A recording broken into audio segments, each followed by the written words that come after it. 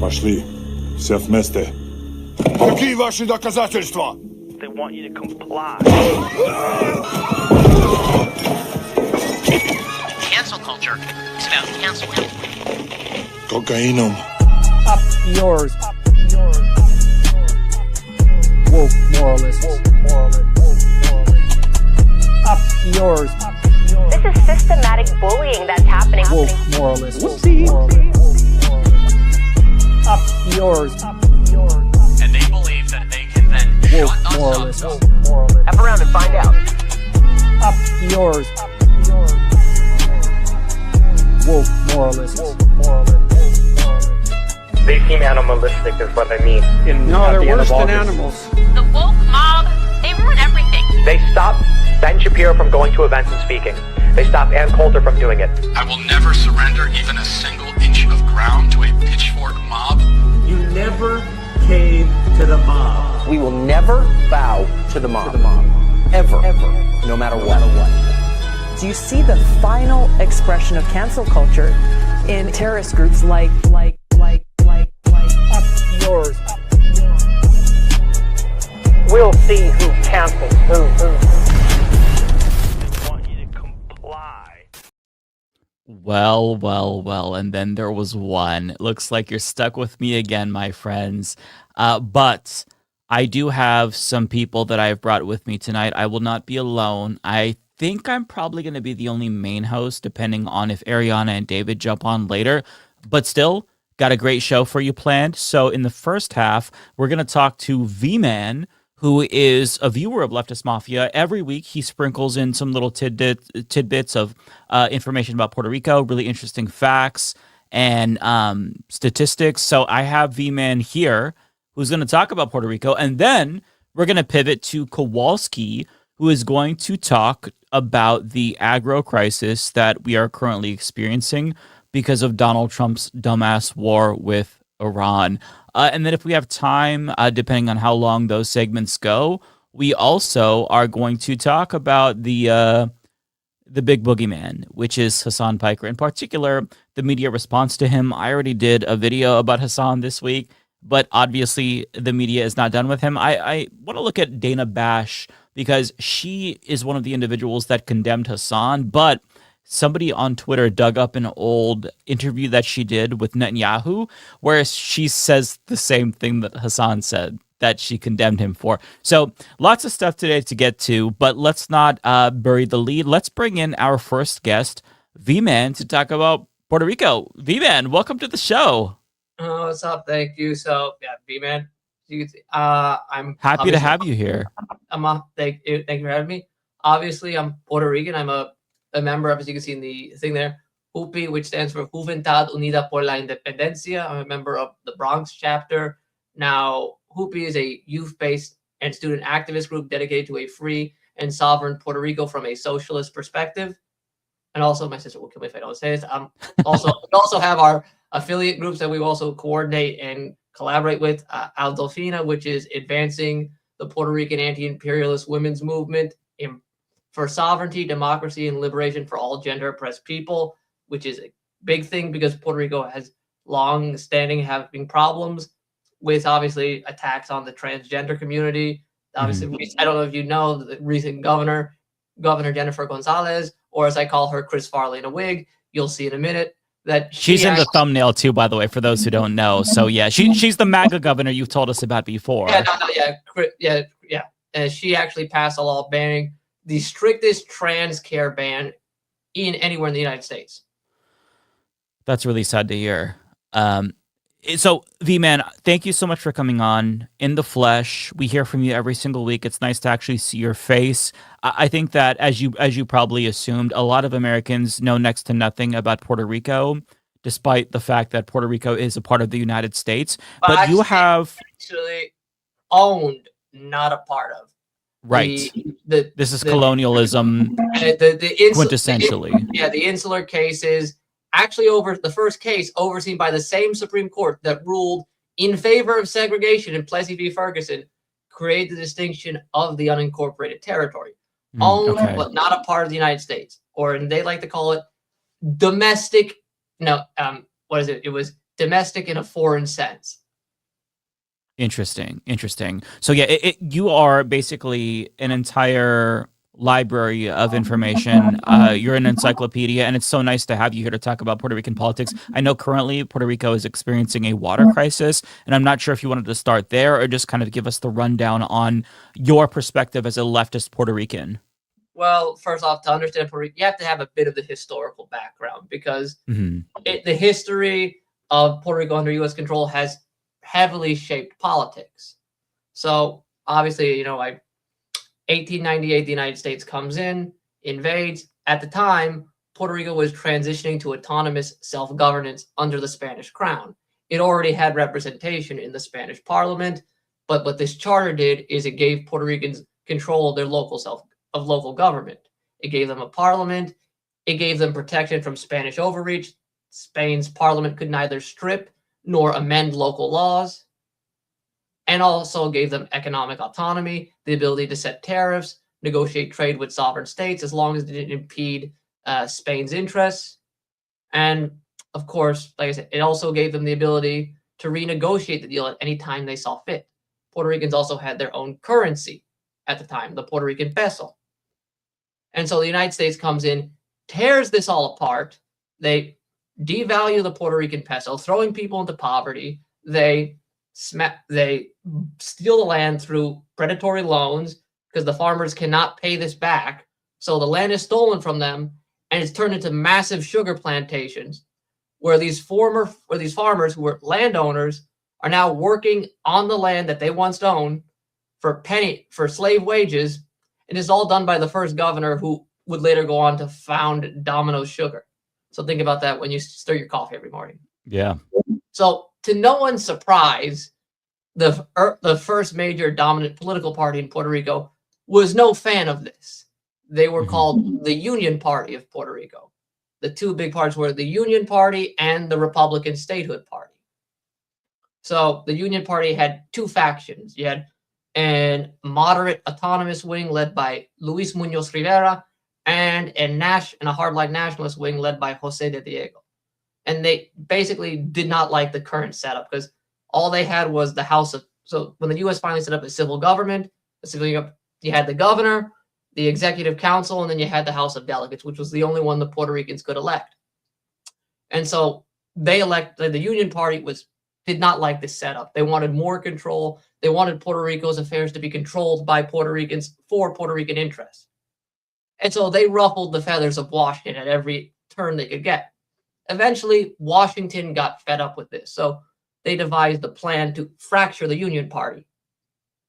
So what they did is they created the Jones-Shafroth Act to give Puerto Rican citizenship. But tied in that deal was they were going to establish a Senate that Puerto Ricans could elect, basically to cause a fracture within the two factions, the Unionists and the moderates and the nationalists. Okay.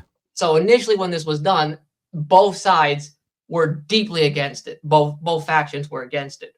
So they opposed it. They voted unanimously against citizenship, and obviously,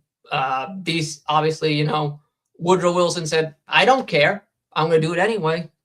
And eventually, over time, then the moderates accepted it, and it caused the desired effect. Within 1922, the nationalists walked away and formed the Puerto Rican Nationalist Party, symbol right here. In the next election, the Union Party wasn't strong enough to win, so they formed an alliance with the Republicans, which forced them to strip their most hardline anti-colonial positions from their agenda, creating the desired effect. And it just took time. That's really interesting to me. So originally, when citizenship was offered to them, they didn't like it, but it was... So I'm curious, what do you think led to the co-optation, essentially? Was it propaganda? Was it just, they were worn down? What made them kind of acquiesce, in your opinion? I think it was just that, the autonomists just wanted more self-control. And I think they just, over time, just gradually just accepted that they had to work within the frameworks. of the United States. So it's a matter of power, basically, where Yeah. it's this or nothing. Okay, I see. So it's basically a pragmatic. Yeah, no, and so then you had new party. Also, at the same time, you had the rising original Socialist Party of Puerto Rico, which was ironically pro-statehood. We'll get to that in a minute. Oh, So- interesting. Yeah, so no, and there they will show you why you can't be left-wing and pro-statehood in Puerto Rico. Hmm. So Interesting. that we'll just flash forward to the 1930s, and we're going to get to Pedro Albizu Campos. So he was Afro-Puerto Rican, Harvard graduate. They actually denied his valedictorian, spoke 6 languages, denied the valedictorian speech because, God forbid, an Afro-Puerto Rican give that speech in 1922. He also met with Irish Republicans during the Irish War of Independence, consulted on the drafting of the Irish Constitution. So this guy was, big in Puerto Rico. And the U.S. offered him, when he graduated, all these big fancy jobs, turned it down to go back to his hometown of Ponce and practice law on behalf of the poor. He actually was paid in chickens, clothes, whatever they could spare. So he works his way through the Nationalist Party, and by the 1930s, he becomes president. And you have the Great Depression. So at this time, the main parties were the Liberals, the Socialists, the Republicans, and the Nationalists.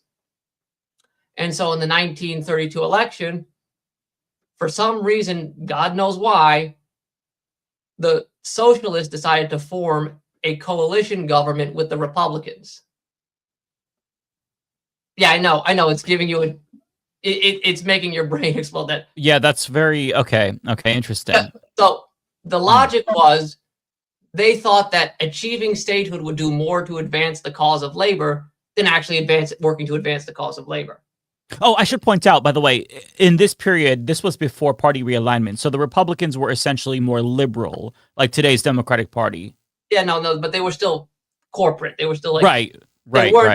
They were still very big on corporations and everything. So right, pre-FDR Democratic Party, essentially. Think of it that way for those. Okay. So what happened? So like I said, so 1934 comes along, and you have the cane, and so like I said, cane workers were making, and this is 45 cents a day per 12-hour shifts. Yeah. So they were fed up with it. So they go to their unions, which are part of the pro-statehood Socialist Party, ask them, can you do anything about it? They come back to them and say, the best thing we can do is 90 cents. And they were not having any of it. So the problem was with this coalition was the Socialists are the junior partner. So basically they had to water everything down to appease the conservatives. Right. So what happened was, so the workers get fed up. And they go to the Nationalists and ask Pedro to represent them for the strike. He agrees. He organizes the workers into a strike. Meanwhile, he's telling them, you can't work with these socialists. The problem, because this is the problem of being left-wing and pro-statehood. To be left-wing is to challenge the established power. But the problem is to ask for statehood is to ask for a seat at the table from that very established power. Mm-hmm. So you're left with a dilemma. Do you stand by your values and reject the establishment? Or do you water your core beliefs down to try to get a seat at the table? The problem is, either way, it's a lose-lose situation. And that's what happened to the socialists. So Campos leads the strike. He gets them $1.50 a day. He becomes a hero, and this rattles the U.S. to the point where FDR appoints a guy by the name of Blanton Winship as governor. So this guy was a military general. He militarizes the police. And so one day at a student rally at the University of Puerto Rico, 3 members of the Nationalist Party just quietly sitting in their car. The cops come up to them, just start talking. Next thing you know, gunshots ring out. Another member of the party walks in to check what's happening. He gets killed. Eyewitnesses testify that the officer said, "Let none leave alive." But Winship clears them, gets them off scot-free. And so that's what's known as the Rio Piedras massacre. And from that point on, the Nationalists snap. They say, we can't work through this. We have to take them head on. The next year, they assassinate the chief of police, Francis Riggs, who actually said this, and this is true. If the nationalists do not stop their agitations, there will be war to the death of all Puerto Ricans. Wow. Yeah, no, he said that. So, like I said, what happens is there's a clash back and forth. Campos is eventually arrested. They try to try him on sedition. They have next to no evidence. Their evidence is pictures of nationalist party members doing military drills with wooden cutouts of rifles and a handful of pistols and shotguns. The first trial is a hung jury. And then, of course, they decide, screw the Sixth Amendment. They do a retrial with a stacked jury. He gets thrown in prison. The next year, the Nationalist Party organizes a march on Palm Sunday to commemorate. It was also commemorating the end of slavery in Puerto Rico. Now, they don't need a permit, but they go out of the way to get a permit. And Winship blocks the march, revokes the permit. They decide to march anyway. And the police swarm the march and open fire. 200 are wounded, 19 are dead. One of the members of the Cadets of the Republic, a young man by the name of Bolivar Marquez de Lequia, mortally wounded, drags his body to a wall, sticks his finger into his wound, and writes the message, Viva la República, abajo los asesinos, with 3 crosses. Long live the Republic, down with the assassins. And this basically spells the end for Winship. He's shortly after FDR can't take the damage anymore and gives him the boot, but he gets away with basically orchestrating one of the worst colonial crimes in Puerto Rican history. Wow. And so I want to kind of bring it to modern day times and ask you about the long history of colonialism, because there's a number of issues that plague Puerto Rico specifically because of the colonial relationship between Puerto Rico and the United States. And can you just kind of talk through some of those issues? Well, the biggest problem with colonialism is that Puerto Rico was built to have a colonial economy. The goal of a colonial economy is not to bring wealth to the colony, it's to extract out of it. This is why, to this day, Puerto Rico has the largest GNP to GDP gap on planet Earth. I think it's 33% of GDP, 33%. That is, the only other places that match it are Equatorial Guinea and Iraq. Wow. Like I said, so the problem with, this is why Puerto Rico is so poor, is we don't get enough, Puerto Rico does not get enough money to reinvest into its people. You know, the other problem is food. We don't grow our own. Puerto Rico is a land that's rich with agricultural history. I mean, my grandfather on my grandfather's family is descended from what they call the Jíbaro, the traditional rural farmer, self-sustenance farmer.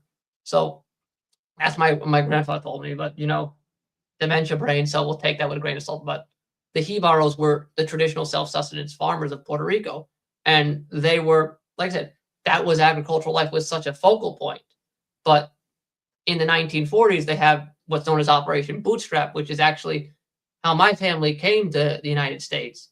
The goal was to convert from an agricultural economy to an industrial economy. But this came at the expense of the fact that the destruction of the agricultural sector.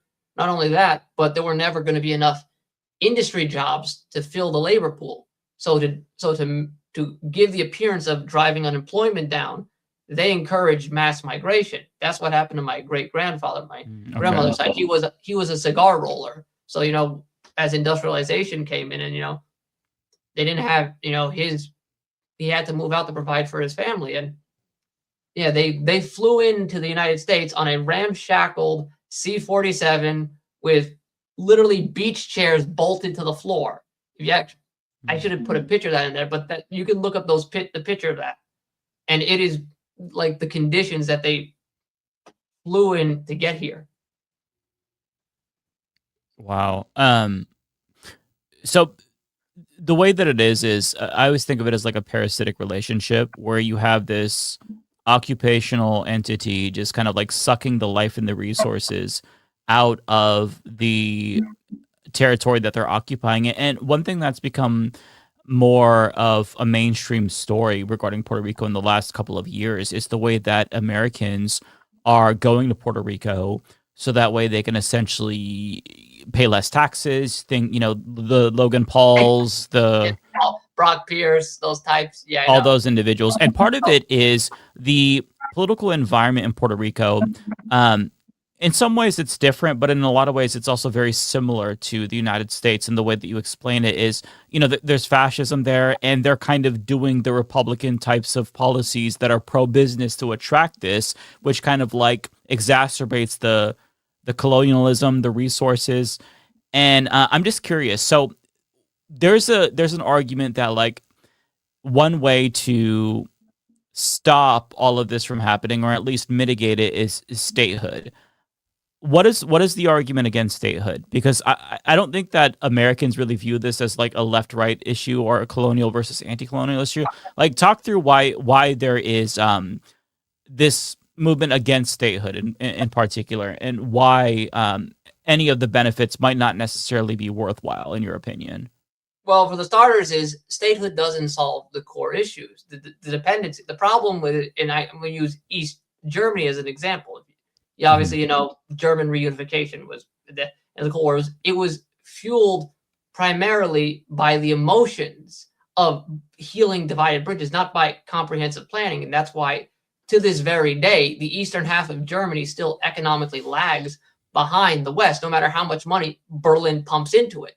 Mm-hmm. See, the problem is with the statehood movement is they treat the status change alone as a magic cure-all, as if it's going to solve all your problems. Like, they are one step removed from saying the only reason you can't get a girlfriend is because we're not a state. That is how ridiculous they sell it. But the problem is statehood doesn't change the corrupt political class. Statehood doesn't fix the infrastructure. Statehood doesn't fix the economy. I mean, statehood, like I said, all it does is pump money into a broken system. And that doesn't do anything. Like, how many states are there in the Union that are, have all the same problems that Puerto Rico has? Mm-hmm. Flint has Michigan has water problems. Texas has a busted grid. I mean, Florida. Indiana just had no power for 2 weeks, and nobody really talked about it. Yeah. Yeah, absolutely. It's like, the thing is, like, the only thing that changes anything is a comprehensive plan, is a competent local government with a clear-cut, comprehensive plan. The problem is, after 128 years, the statehood movement has never even considered to put one together. Mm. Actually, in that the link I have you, the thread I gave you, actually the top statehood lobby group. I don't know if you can scroll down and see if you can find it. It says PR 51st. Let's see. It is. Hold on. Yeah, I think it's the PR fourth 51st. One down. Yeah, it's right there. Click on. No, you just passed it. You just. Like here, you can read. Just click on it. It's right. No, just slow. Up. Yeah, up. One more, and there it is. Okay. See, click on. Yeah, click on that one. You can just read it. No, that one. Next one over. Yeah. Okay. Let me zoom out a little bit. I'm zoomed in a little bit. Yeah. You can just read it. Yeah, economic roadmap. You can just read it right there. No economic roadmap, no legal framework for adapting Puerto Rico's laws to federal systems, no plan for federal representation or political integration, no explanation for how to resolve the language barrier or economic disparities. And this is the PR 51st responding to a Reddit post I made. So this is them attacking me. Oh, interesting. Okay. So you can read it right here. We have seen some practical economic development proposals for Puerto Rico, but such plans will necessarily depend on the leadership at the time of statehood. Essentially saying, we haven't had the time to really figure it out, but we swear we'll figure it out eventually. Interesting. And then you can see... I've heard of PR 51st before. They're a right-wing think tank. They're like a lobby group. But like I said, their entire thing is DC lobbying. The statehood movement has no real grassroots organization. Like I actually dug up on their website and trying to find like a community event they did. And the only thing I could find was an event in Tallahassee during COVID. Oh, interesting. Like, and we're not even talking like Miami, Orlando, where Puerto Ricans actually live. Tallahassee. Like, there's like, if anybody knows, that's not where the Puerto Ricans live. So, VMann, I'm curious about, because I hear from a lot of um anti-statehood voices and whatnot, but I know that I'm probably in more of a left-leaning bubble. What would you say is the breakdown in Puerto Rico? Do you think that there's more support for statehood or less support? Like, can you talk about like the political dynamic with regard to that? Because that's one thing that I'm not sure about. Okay, so I'll say this: statehood is the single largest bloc in Puerto Rico, but they do not account the majority because it's not statehood, independence, autonomy. It's actually because there are three internationally recognized non-territorial options. You obviously have integration, which the UN recognizes. You have independence, but you also have the sovereign free association model, which is basically if you're familiar with the Pacific microstates. Okay. So basically, where you become a sovereign nation, but you enter into a treaty with a larger nation. That basically it's for ease of travel, minor financial assistance, and the larger nation oversees your defense purposes. Okay, so a little bit like the EU type situation where Something there's like mutual that. benefits. Okay. Yeah.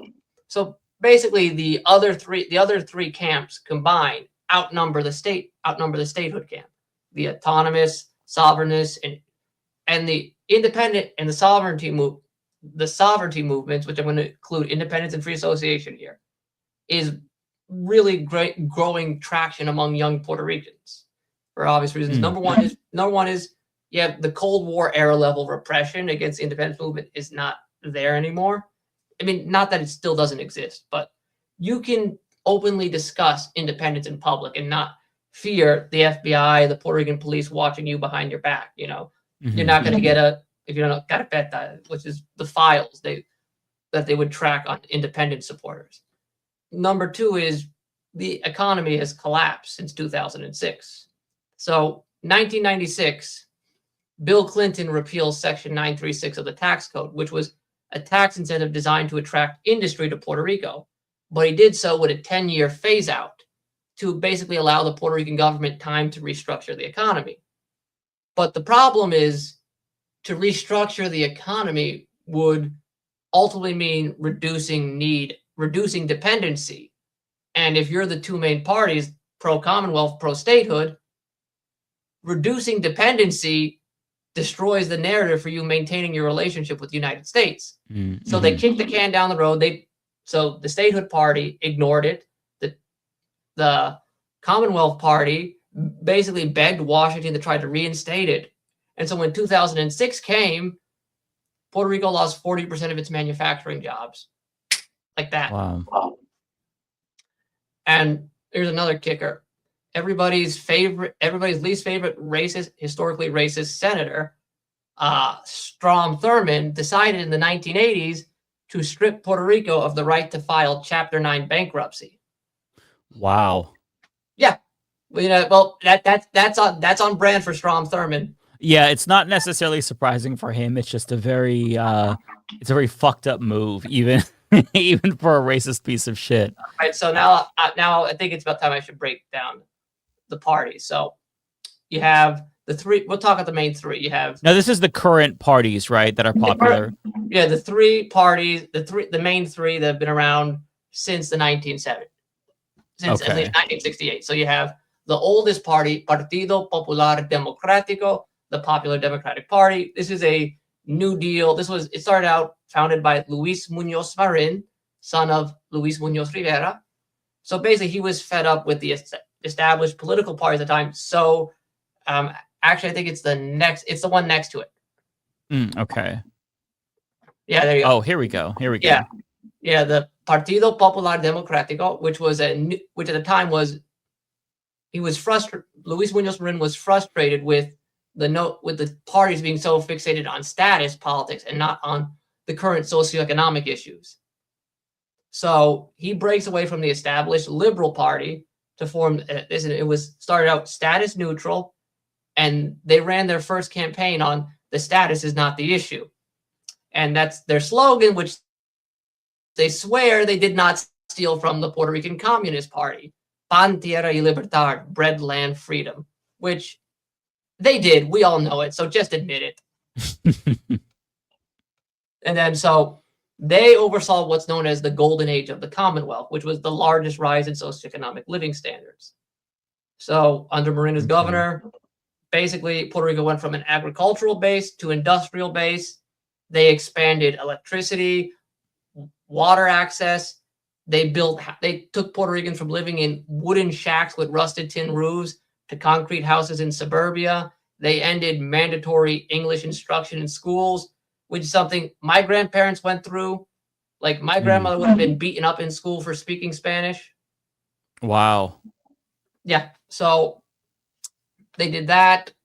They established. That's just so fucked up. Like this outside entity comes over and they start to dictate what language you could speak. They start to take control. It's just, I mean, it's every colonial story, but it's just really fucked up.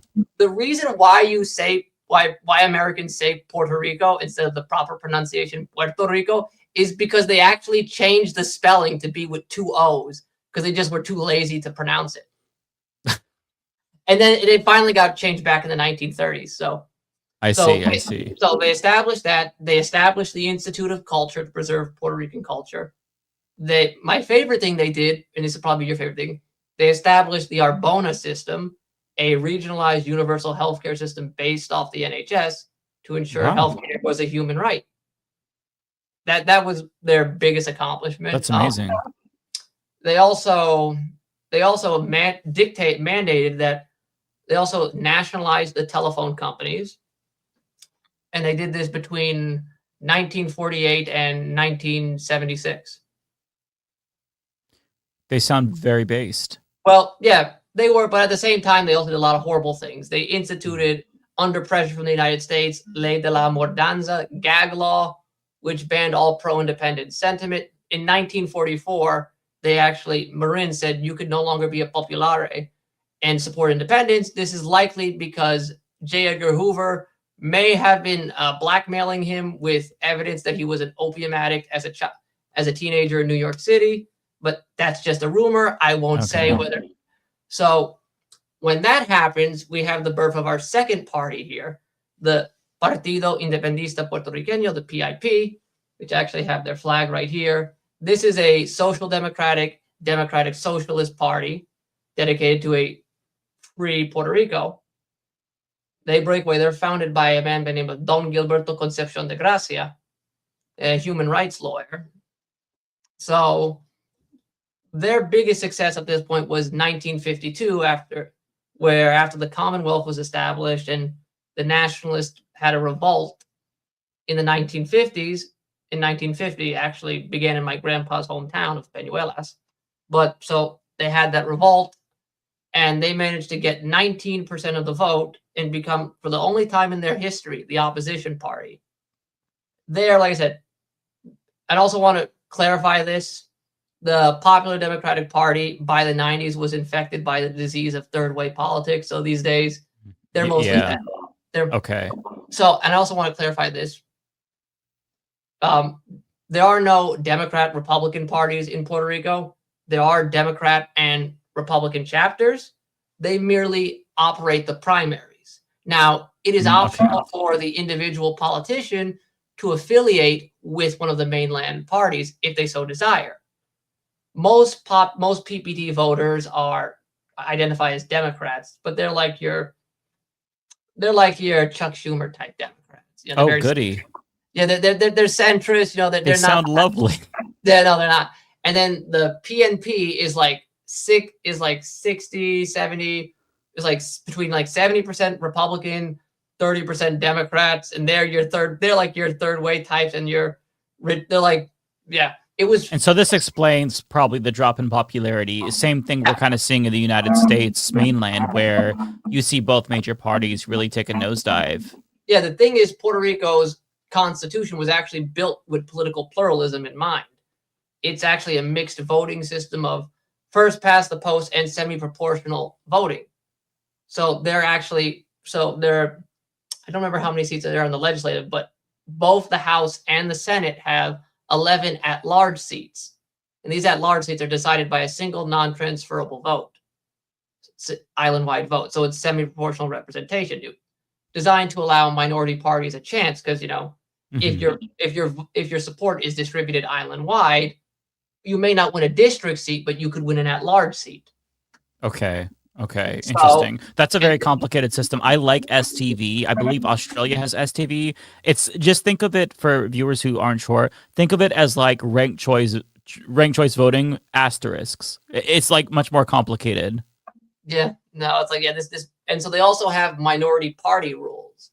So if one party secures 2/3 supermajority, but they don't get a supermajority of the vote, extra seats are rewarded to the minority parties based, I don't remember the mathematic calculations, based on how much vote, based on your vote share. There's also public financing based on the condition that you're a registered party and you received at least, I think it's 3% of the vote in the last election. So, Okay. and so let's get to the last party. Well, Partido Nuevo Progresista, the PNP, was founded by a guy named Luis A. Ferrer, and this was ninth referendum where there was a fracture in the then Republican statehood party of, do we boycott the referendum? Do we go ahead? You had the older establishment wing saying, this is controlled by the Popular Democratic Party. They're going to rig it for the Commonwealth. It's non-binding. Why are we wasting our time? This is a waste of taxpayer dollars. And you had Ferrer's wing, which said, let's go ahead. Let's just try it. Let's do this. And so what happened was Ferrer, the party basically split. Ferrer took the most popular members, the best members of the party, and he forms the Partido Nuevo Progresista. Ironically, the logo he uses, a palm tree, was less than a decade earlier used by Dominican dictator Rafael Trujillo. No coincidence. Just thought I'd mention that. So normally they would have lost the 1968 election, but at the time, Marin, the former governor of Puerto Rico, was getting into a fight with his successor, Roberto Sanchez Villela. Now, Sanchez was not a typical politician. He was a civil engineer. So he looked at government through that lens, and he wanted to make government the most efficient it could possibly be for the everyday Puerto Rican. So he butted heads with the older established wing of the party because he had the audacity of saying, maybe we should award positions to the most qualified members. You know, let's bring in young, qualified people to run these government positions instead of just giving it out to political cronies. How dare he? How dare he? And yeah, so in America, we don't support meritocracy. No. So of course they couldn't get him for that. So when he had a nasty divorce, that was the cover story. And so they kicked him out. They kicked him out the party. He forms the People's Party. Says and this basically allowed Ferrer to win the 1968 election. And of course, being a businessman, he maliciously abused government because he happened to own the island's largest cement company. And guess what one of his acts was as governor? He pushed through massive public works projects to expand the Puerto Rican highways. And guess which cement company got the contracts? Not his. There's no way. He wouldn't be that brazen, would he, VMann? Oh, no. It all went to his company, Ponce Cement. Shucks, I would have never guessed. So it goes, so after that, it goes, you can see from 1976 onwards, a back and forth between the two parties. Y-axis is membership, by the way, party membership. Somebody was asking about this graph. That's the drop-in membership. No, this is the drop. It's voter totals. It's voter totals. Oh, voter totals. So yeah, you could just see. The PIP was tiny because the FBI was like, oh hell no, we're not allowing a democratic socialist party to exist. Oh no, yeah. Right. So real quick, VMann, I want to pivot. I wanted to get your take on the water crisis in Puerto Rico. But before we do that, I actually want to bring in Kowalski, because Kowalski is actually going to talk about agriculture in the crisis that we are all experiencing thanks to Trump's dumbass Iran war. But I think he would be good to bring in for the water portion. Let me just, Kowalski, welcome to the show, sir. What's up? Nice to see you. Nice to have you here. VMann Kowalski, Kowalski VMann. You all know each other. Don't think you've officially met. Nice to meet you, VMann. Nice to meet you. Learning a lot on Puerto Rico. Yeah, yes. I know. It's pretty messed up, isn't it? We all, I VMann, mean, we a all little know bit. what we know about Puerto Rico through you. So if you're wrong, then that's your fault. The world rests on your shoulders, sir. No, I didn't even get to the part. I didn't even get to the part where they tortured Campos until he couldn't speak with radiation, and his family was shielded by Fidel Castro. Jeez. Oh yeah, not kidding. Yeah, no, it's just a history of very gross, fucked up colonialism and suppression of human rights. And yeah, it's the things that you are explaining are really disturbing, but at the same time not surprising for the United States empire. But so with regard to the water crisis, I know that Ariana brought it up a couple of weeks ago, how basically there's a massive shortage right now with water. You are not able to take long showers, if any, and this is kind of regional specific from my understanding, right? And it's affecting more disadvantaged people. Just talk us through the water crisis. I don't think a lot of Americans have any idea that this is going on. Yeah, no. So I see a lot of people get this. First, I want to clarify: it's not AI related. There are data centers in Puerto Rico, but they are telecom data centers. They are not AI data centers. So I see a lot of people saying that they're completely different. So the real thing here is it's decades of deferred maintenance on infrastructure. What's happened was, as obviously, I mentioned with the attempt of Roberto Sanchez to institute meritocracy. Of course, once he got kicked out, political patronage and cronyism became commonplace. And so a lot of these government services and utilities got loaded with political cronies, and then also decades of underfunding. So, and one of those was, of course, PRASA, the Puerto Rico Aqueduct and Sewer Authority. So years of underfunding, years of poor maintenance. And in the 1990s, like when, right as the 936 was repealed, the then governor, Pedro Pierluisi, Pedro Rosello. So mind you, this guy also destroyed the island's universal healthcare system. He completely private. Basically began this mass public works project to cover up for the fact that the economy was going to go down the toilet. So the projects were Tren Urbano, a metro system for San Juan, which he did zero urban planning on, no rezoning laws, no rezoning so that they could make it the most efficient route that people would actually use. So nobody rides the damn thing, and the government has to subsidize it to keep it running, because what the hell is urban planning? And then the other thing was the super aqueduct, which was this is going to solve all of Puerto Rico's water problems. Of course, they didn't act, of course, and it was good idea, terrible execution.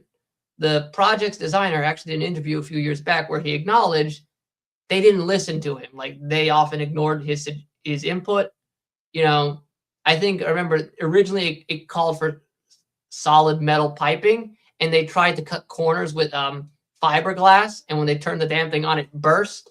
It's like decades of deferred maintenance. And what you're seeing in Puerto Rico is the fact that this is the problem. Not only that, so the reservoirs haven't been dredged in years. For example, one of the reservoirs, Dos Bocas, which supplies water to 13 different municipalities, has not been dredged since it was built in 1942. Then you have, like I said, 65%. I'm sure there's no sediment buildup after hurricanes or anything where there's torrential flooding and there hasn't been a big hurricane that has hit Puerto Rico in quite some time, right? That hasn't been an issue. Thank goodness. Thank goodness. So of course that, and like I said, PRASA was also underfunded. It's been stacked with political cronies who are not qualified.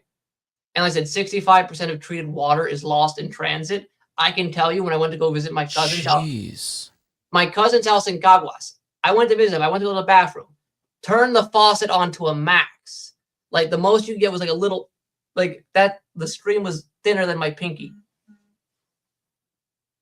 And that's a good day.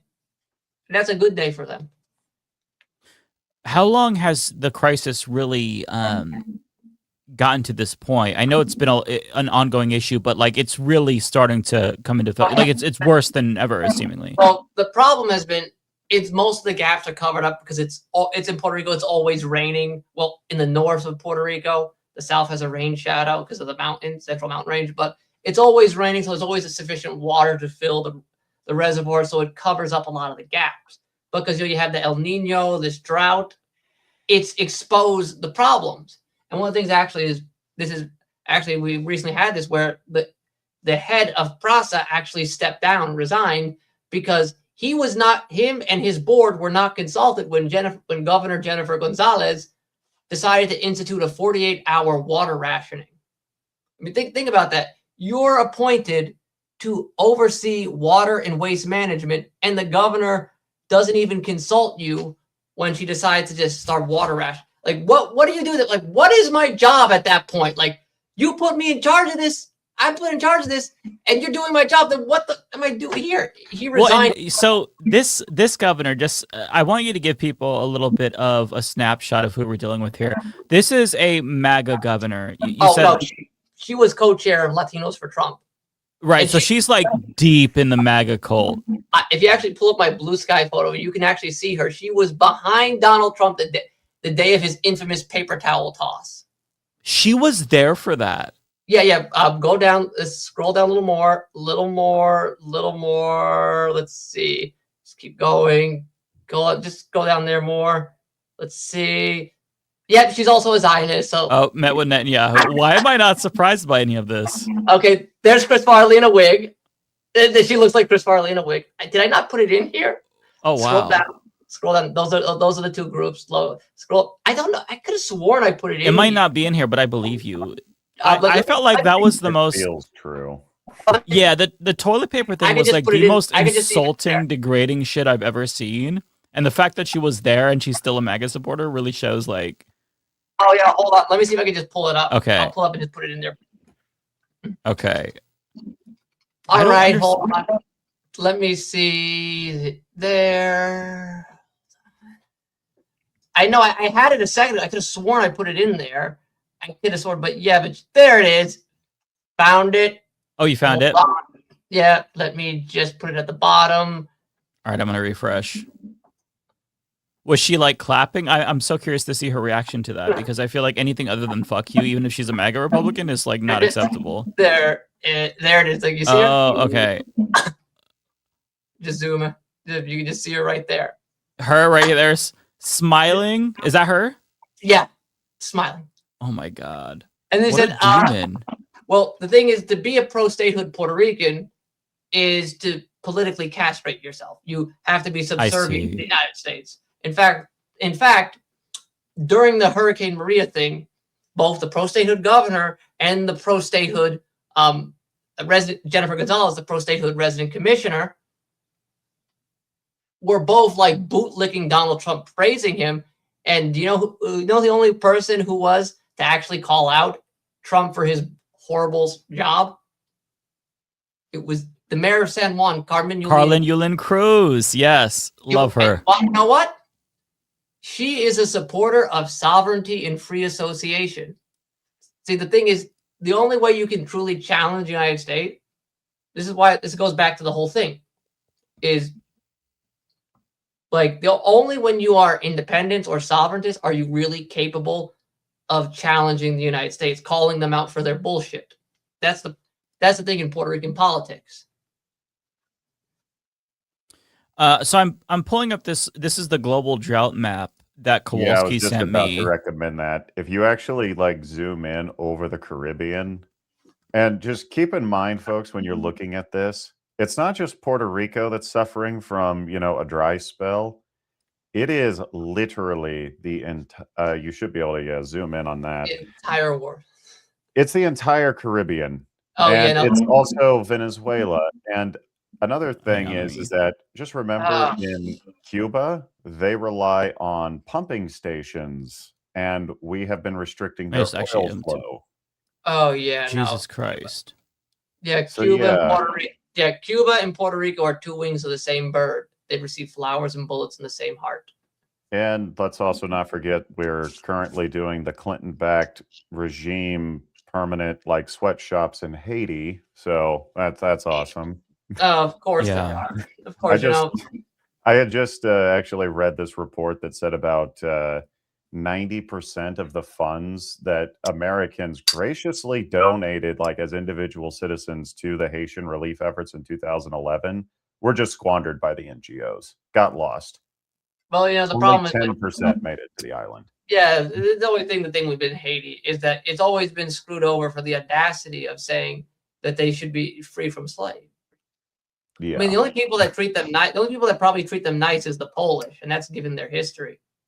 I kind of want to just look at this always whole. This is kind of Europe is actually something that I did want to talk about later yeah, if we pivot off of Puerto Rico. Wow. It ain't looking good. My God, the whole world is like falling apart. Where was Puerto Rico again? Let me zoom back in. I was trying to give you a full picture. Let me go in on Puerto Rico. It's a little blurry, but I mean, just so you can see, like half the country is dry. The main or half the island. Well, yeah, it's an archipelago. There are two other islands. Vieques, and that's Culebra, and there's Isla de Moña. It's like that's crazy. Yeah, no, it's bad. Like I've seen the pictures, I've seen the videos of I think it's in some rivers and some old warships are appearing up because they're so run dry. I hope people can see that because it's kind of small. I'm trying to zoom in as much as I can. I can't really I'm sending another link. This one is from the UNL Drought Monitor. This is what the USDA uses. It'll give you a better view of Puerto Rico. Oh, okay, cool. Yeah, it's a little hard to zoom this in. Is a U.S. focused thing, and then Puerto Rico's link. You should be able to click it. Perfect. Oh yeah, this is much better. Okay. Yeah, and remember, the southern half of Puerto Rico is already dry. It's a semi-arid climate, so yeah. So the Central Mountains are just how this. Sorry about that. I must have a slight delay there. So how the extremes and whatnot on this website work, this goes off of historical averages. So the southern side of Puerto Rico being naturally drier, that means it is in an extreme drought compared to its baseline. So I see. And so it's all aside from this little corner here. Aguadilla, I think that's probably where Aguadilla is. The northwest portion is just not it's fine, but everywhere else is abnormally dry to exceptionally dry. This is so scary. Yeah, you know what the worst part is they're actually building a massive luxury project in the southwest, in the most southwest municipality of Cabo Rojo, which is actually the birthplace of Betances here. So yeah, and project VMann, where do all of the the Jake Pauls and the celebrities, the rich dickheads who are trying to evade taxes, where are they on the island? I'm not sure. Is there a rich area in particular? Well, I know that right now one of the most problematic areas is Rincon. It's so bad, the gentrification, that the nickname of it is Grincon. Is that in north southwest, in general? That's the north. That's the north. That's the northwest. That's the northwest of Puerto Rico. It's okay. So not as dry. Yeah, but it's you can literally go to Rincon, and you can go into entire neighborhoods, and you don't even feel like you're in the Spanish Caribbean anymore. That's how gentrified it is. Wow. It's you Isn't that the whole point of going there is to experience, our culture, the Caribbean? You're supposed to go there so that some guy in a colorful mask dances around with an inflated bladder and smacks you in the face. It's like going to New Orleans and wanting McDonald's. It's it's like going to Puerto Rico and you know what? It's like going to Puerto Rico and saying, I'm going to drink Bacardi in Puerto Rico. It's the whole situation is really scary, and then seeing that drought map is really it fills me with this unfathomable sense of existential dread, because it's especially in Europe as well is really surprising. I was not sure about that, but I want to kind of pivot now to just broader economic issues, segue into that, because Kowalski, and hopefully VMann, you could chime back in as well with regard to the impacts on Puerto Rico as we talk about the more agricultural issues that are affecting the world thanks to Trump's Iran war. But I know that things are really dire from Kowalski's perspective, and you've kind of told me that it looks really bleak and it's probably going to get worse. So can you give us a little bit of an update to the whole situation? By the way, for those who want a broad overview, Kowalski was on my show a couple of months ago when the war first started, and it didn't look good then, and I feel like the prognosis is even worse now, right, Kowalski? I mean, I'm going to be honest with you. I didn't think the conflict was going to continue for more than a couple weeks after that because it seemed like there was nothing we had to gain by continuing it. And it's true, we had nothing left to gain. Why we're continuing it is like insane to me. Yeah. It's ego. It's like it's like you have a man who cannot hold, as Kyle Kowalski would say, he cannot hold an L to save his life. No, he will die before he admits that he's wrong or he fucked up or anything. No, of course yeah. So like just broadly, like the big overview with agriculture right now, it is pretty bad. So the fertilizer situation out of the Middle East, it hasn't been resolved. So even with us going into this super El Nino, the South America, which should have been okay from this, is going to see yield declines because they will not have enough fertilizer. There isn't enough natural gas in the world for it. So we will see like a partial decline there. If you actually pull up that global map and you look at Europe again, there's actually a couple really odd issues. So like everybody has seen the fires in Europe right now. And if you ever look into it, like the satellite maps of Western Europe look like they should in the fall, and it's come like 2 months early. So northern France, northern Germany, and then like most of Poland is called the Northern European Plain. That is their equivalent to the Midwest. That is where their grain belt is. That's where a lot of cattle are. And aside from Poland, everyone else is hemorrhaging production right now. So there's going to be bare minimum for France and Germany is like a 10% decline in grain production. I believe England, not the United Kingdom as a whole, but just England is expected to lose almost 15%. Yeah, I've read about that. This is fairly unprecedented. And the breadbasket of Europe is considered like Ukraine and southern Russia. Right now, they are having a hell of a time trying to transport grain out of the Black Sea because of how the drone war is affecting things there. Yeah. The Turks are trying to create a corridor to get ships through, but it's probably not going to pan out very well. So Europe traditionally does not have to import a lot of grain. This year, it's looking like they're going to have to because that's how they're going to be able to feed all of their livestock and their poultry, which means they're going to be competing with places. If you look over there at India, this is really bad because India is a self-sufficient country. And when India, and then if you look at their neighbor there, Pakistan, have to import food, that starts sucking up a lot of food on the international markets. India and Pakistan can afford it just barely, which means there will not be anything left for like Central Africa.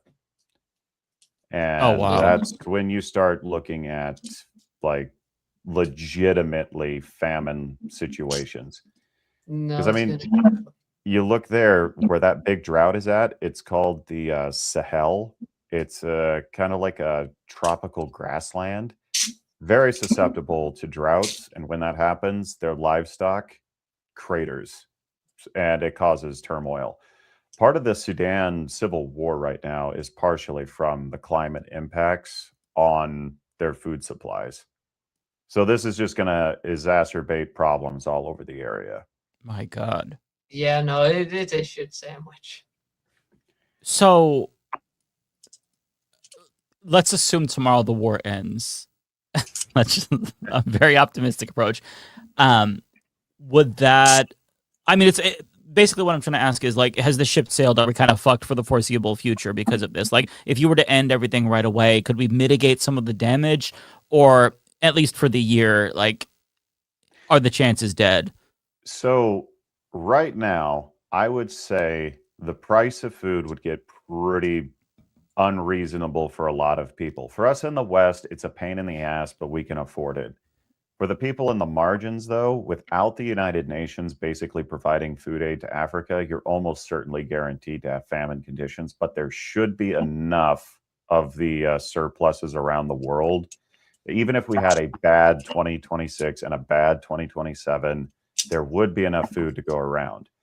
But whether there is the proper distribution for that is the question, because with the U.S. pulling out of USAID, it basically shattered the backbone of the UN's like logistical network. Yeah, no, Europe and China could pick up the pieces of it, but they've never done it before. So you'd be asking them to try to take over an institution that they have no experience in doing. And one of the reasons the U.S. always took the lead on it is because we've always been a food exporting powerhouse. But thanks in large part to like a lot of very bad decisions in the last 15 years, the U.S. has been losing its ability to export a lot of food. At least anything beyond cereal grains. So now, one thing on the subject of food, I was going to get your take on the beef that's coming from Argentina that Trump has. I don't know if it's here yet. I know it was recalled. Malay's mystery meat. The mystery meat. Yeah, I know that Europe does not accept this. China does not accept their meat because of a particular chemical that they use. What's the situation on that, Kowalski? I know that he fucked over a lot of American farmers with the trade war to begin with. So can you give us an update on that and that the fucking horse meat / donkey meat potentially and what you know about that? Because I know you follow this shit. It's not necessarily like in your wheelhouse, but I know you know a lot about this stuff. So the actually the horse meat thing, we'll start there. Right now, the government is essentially allowing the illegal hunting of wild horses because if the wild horses are gone, the land they're on is no longer considered protected, which would allow basically a wealth transfer. The federal government would hand this land over to some of Trump's friends. Or this is really being facilitated by Doug Burgum. He's the Secretary of the Interior. He's a very weird mixed bag. He's a billionaire. He's technically a tech billionaire because he sold some tech company that he made in North Dakota to Microsoft and made billions. Used that to jumpstart his political career. And then he has a really good understanding of like 15-minute cities, but he really wants to just destroy public lands. It makes no sense because like he has an understanding of how infrastructure works, but at the same time, he just wants to set the West on fire and then privatize everything. So privatization, I know that one very well. So yeah, we could get into that stuff in a second, but you go finish on this. Oh, I mean, like what has happened in Puerto Rico is a good example of like the imperial project abroad coming home and being used here. But with the horses gone, it's strange too, because the government is essentially, by the government, I mean, all of you folks out there who are, tax-paying Americans, you're paying roughly $3,000 a horse to run them down, capture them, and then I believe we have to send them to Canada to be butchered because you can't butcher horses in the US anymore. And that's costing about $3,000 in order to get about $700 worth of meat. Ugh. Wow. Makes perfect economic sense to me. Yeah, that doesn't even include like transportation costs. It's literally makes no sense. And it's also a horse, a beautiful creature. Like, what are we doing? Look, I'm all for horse torture. It's fine. They're bad creatures. You've ever seen paintings of 18th century warfare? Horses are everywhere. They're warmongers. That's a fair point. I'm just joking. I'm a farmer. We are perpetually at odds with ranchers. So, so that's basically what they're trying to do there, is to clear these horses out in order to seize the land for pennies on the dollar, which really stupid because the land should, if it is getting cleared out, probably go to the indigenous tribes that it rightfully belonged to, especially if you look at all the treaties. But the imported beef from Argentina, if that is where it's coming from, it looks like that's mostly what he is referring to. There is a disease, I believe it's in the northern La Plata, where you have to give your livestock antibiotics occasionally. The antibiotics that I don't know about Brazil's regulations on it. Argentina's regulations are really poor. If you give this to the animal, there is an increased chance of you getting cancer eating the meat because it's carcinogenic. We have not used that in the States since like I want to say the 90s, and we beat the Europeans to getting rid of this. Canada, the United States, and Europe have very similar beef standards.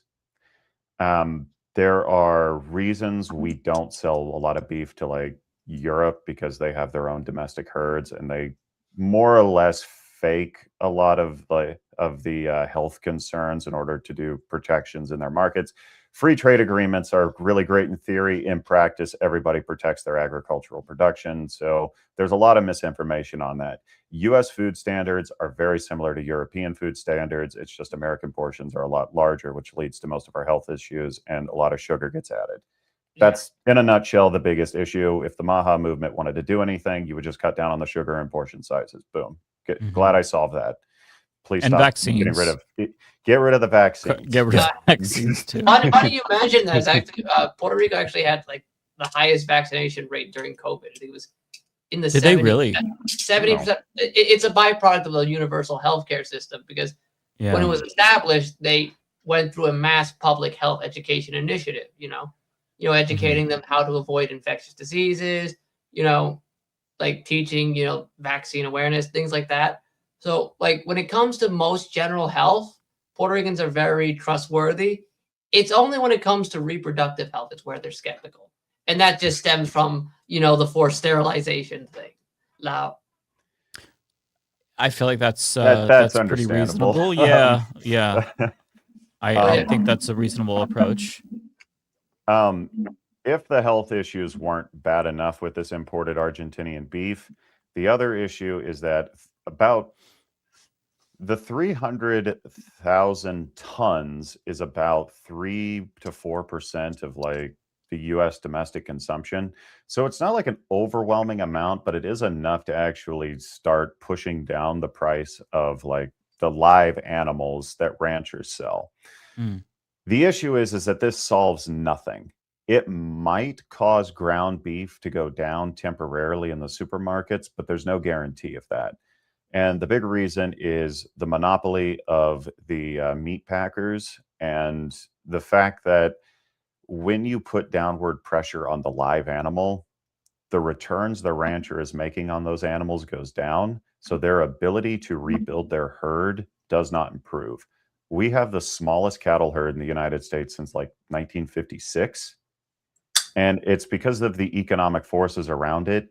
It's difficult for ranchers to hold on to animals right now to build the next generation. Instead, you're just selling them for slaughter. There's been a lot of pressure on ranchers lately. So right now, I get as consumers, many of you do not like these higher prices, but these higher prices is what allows ranchers to pay to build the next generation.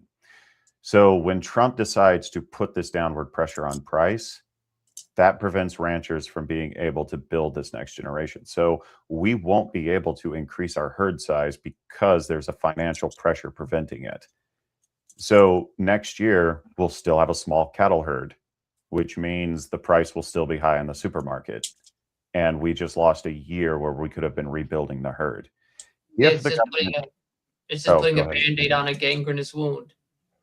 I mean, it's kind of like doing a blood transfusion and just allowing an open wound to, keep pouring blood out. It makes no sense.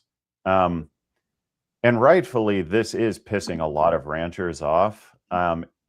If this is kind of optimistic on my part, but you know how in the state of Texas, they really gerrymandered the hell out of the place, especially recently. So one of the things they did was like a district in Houston, which is in like southeastern Texas. Part of that district now extends all the way out to the Texas Panhandle. And West Texas is ranch country. So you got a lot of ranching communities out there. The idea was you could dilute the libs in Houston with all of these ranchers, and that's how you would maintain this red district. Well, when all the cattle associations are now saying, well, Trump just stabbed us in the back, they might not vote blue, but they might not show up for the midterms. And when you were looking at very light pink districts to begin with, where Republicans only had a 4 to 5 point advantage, and now you're going into a year where Democrats just as a whole are like 8 points above the average.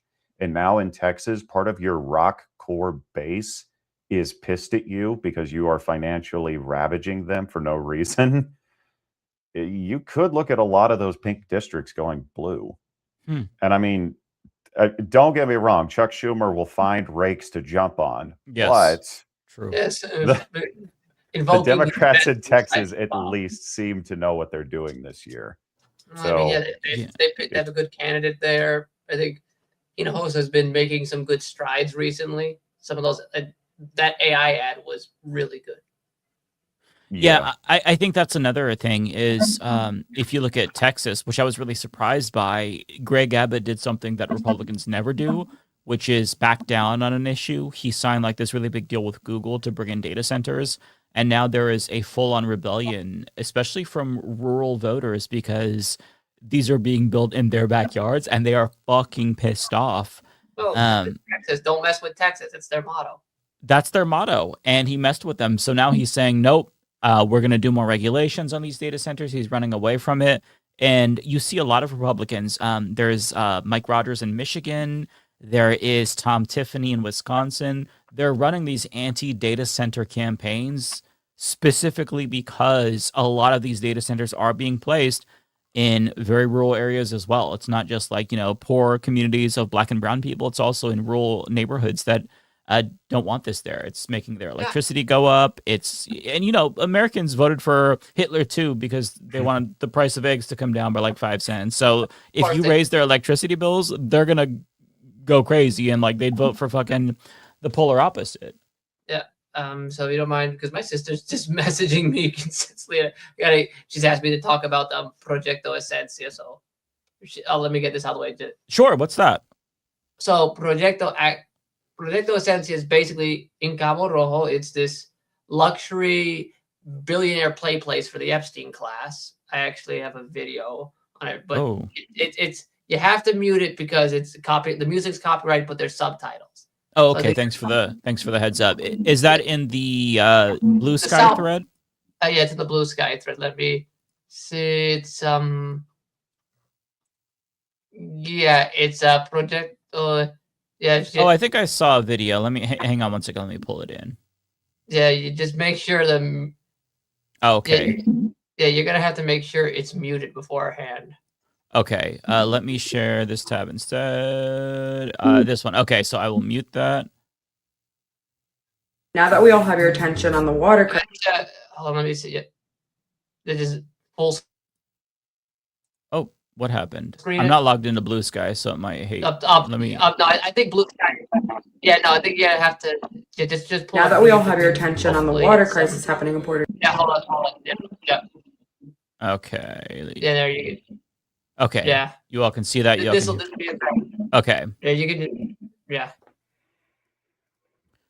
So now that we have your attention on the water crisis happening in Puerto Rico, let's talk about Project Esencia. It's proposed mega luxury development in Cabo Rojo spanning roughly 1,500 acres of Puerto Rico's southwestern coast, a multi-billion-dollar project backed by international investors. She doesn't even go here. Oh, okay. That was the Mean Girls. That's the Mean Girls clip spliced in, threw me off. Yeah, no, just actually you can just turn off the caption. So go by her as. Yeah. Oh, okay. Yeah, it has it right there. Residencies aimed at high-end tourism. Supporters argue it'll create jobs and boost the local economy, as they always do, but many Puerto Ricans' environmental groups and organizations clearly oppose it. They argue it could displace local communities, put additional pressure on already limited water resources, increase privatization of coastal areas that are protected by law, and threaten sensitive ecosystems that many believe that should be protected. For many Puerto Ricans, this isn't just about one development. It's about a larger pattern of outside investment trying to reshape the island. All the while, locals struggle with housing affordability, infrastructure issues, and access to natural resources like the beach. That's why you've seen protests not only in Puerto Rico, but all over the diaspora, like here in New York City. Puerto Rico is not for sale.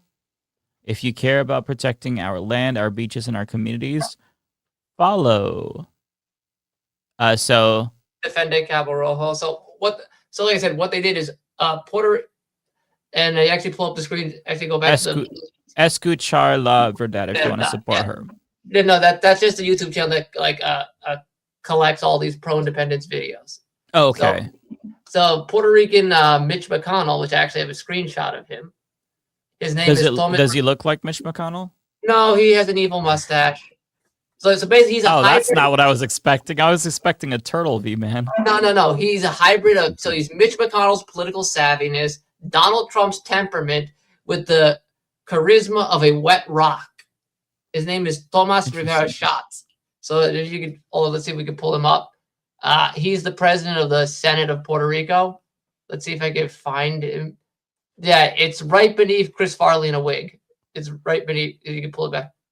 So okay. Oh, give me 1 second. Let me reshare that. Yeah. If this is the right guy, let me see. Am I seeing a Hitler mustache, VMann, or is that just white hair? That's no. I think that's just his mustache. He just has a real. Yeah, it might be a hit. It might look a little. Oh, okay. No, it was the shadow. It looked like a Hitler mustache for a second. Yeah, no. So this guy, and if you can see right next to him is his mugshot from when he got arrested for attacking. There was a group of Puerto Rican women who were overseeing this new office established, and they decided not to put up the U.S. flag. And being a pro-statehood sycophant like he is, he threw a hissy fit and launched a protest, got into a scuffle, and got arrested for assault. That's why you could see his mugshot. Oh, interesting. So yeah, he helps pass a law in the Puerto Rican Senate that says if you want to legally challenge a permit, you need to post bond worth 10% of the project's value. So given Proyecto Esencia's cost it would take $200 million for Cabo Rojo for residents to post a bond to legally challenge the permit, effectively stripping them of their right to legally challenge this. So there's no chance that they can challenge this, essentially. And the worst part is they actually voted for the PIP in the general election. I don't know if you could see the electoral map, which I actually put up there. Actually, it's at the top. I think it's at the top. Let's see. If you could just scroll up a little, let's see. That's the attack ad, which is there it is right there. You could just this one. You could just the next to it. No, right up. Yeah. As you can just see, it's the southwestmost community. You can see they voted for Juan Dalmau of the left. Interesting. So you can just see the Southwest. They voted against this, and they're getting screwed over by it. Wow. That's really fucked up. So I can just go. So I could go into the current political figures. So you have Juan Dalmau, who is the leader of the Independence Party. I actually have his picture. So he's been in the party for years. Harvard graduate, UPR graduate, political science, actually took part in the protest to oust the U.S. Navy from Vieques. He's been in Puerto Rican politics for over a decade. He first ran for governor in 2012, got less than 3% of the vote. Then he ran for Senate in 2017. In 2016, he won. He then ran for governor again in 2020, got 13% of the vote. And as you can see in 2024, he got 32%. He got roughly over 30% of the vote. So each election, he's gradually increased. He's a very charismatic leader. He actually has the resist fist tattooed on his back. Does he really? Yeah. Now, Governor Gonzalez, I'm curious, does she I know she's like a mega chub, but does she have her own like mini cult of personality, kind of like Trump, or is she just like an adherent and is like fascism, like that flavor of politics, just popular? She's a MAGA freak. I do think she has her own base. I mean, it's shrinking. Right now, there's a civil war between her and Rivera Schatz because Rivera Schatz had supported the prior governor, Pedro Pierluisi, in the primary, a so-called Democrat who was also a coal lobbyist. A guy who that actually checks out. It's like it's your Joe Manchin, basically. No. A guy who, when he got elected, declared a state of emergency for the attacks against trans people, But the moment Gonzalez was breathing down his neck in the primary, went to go throw trans people under the bus because, my political survival matters more than having any moral character. Yeah.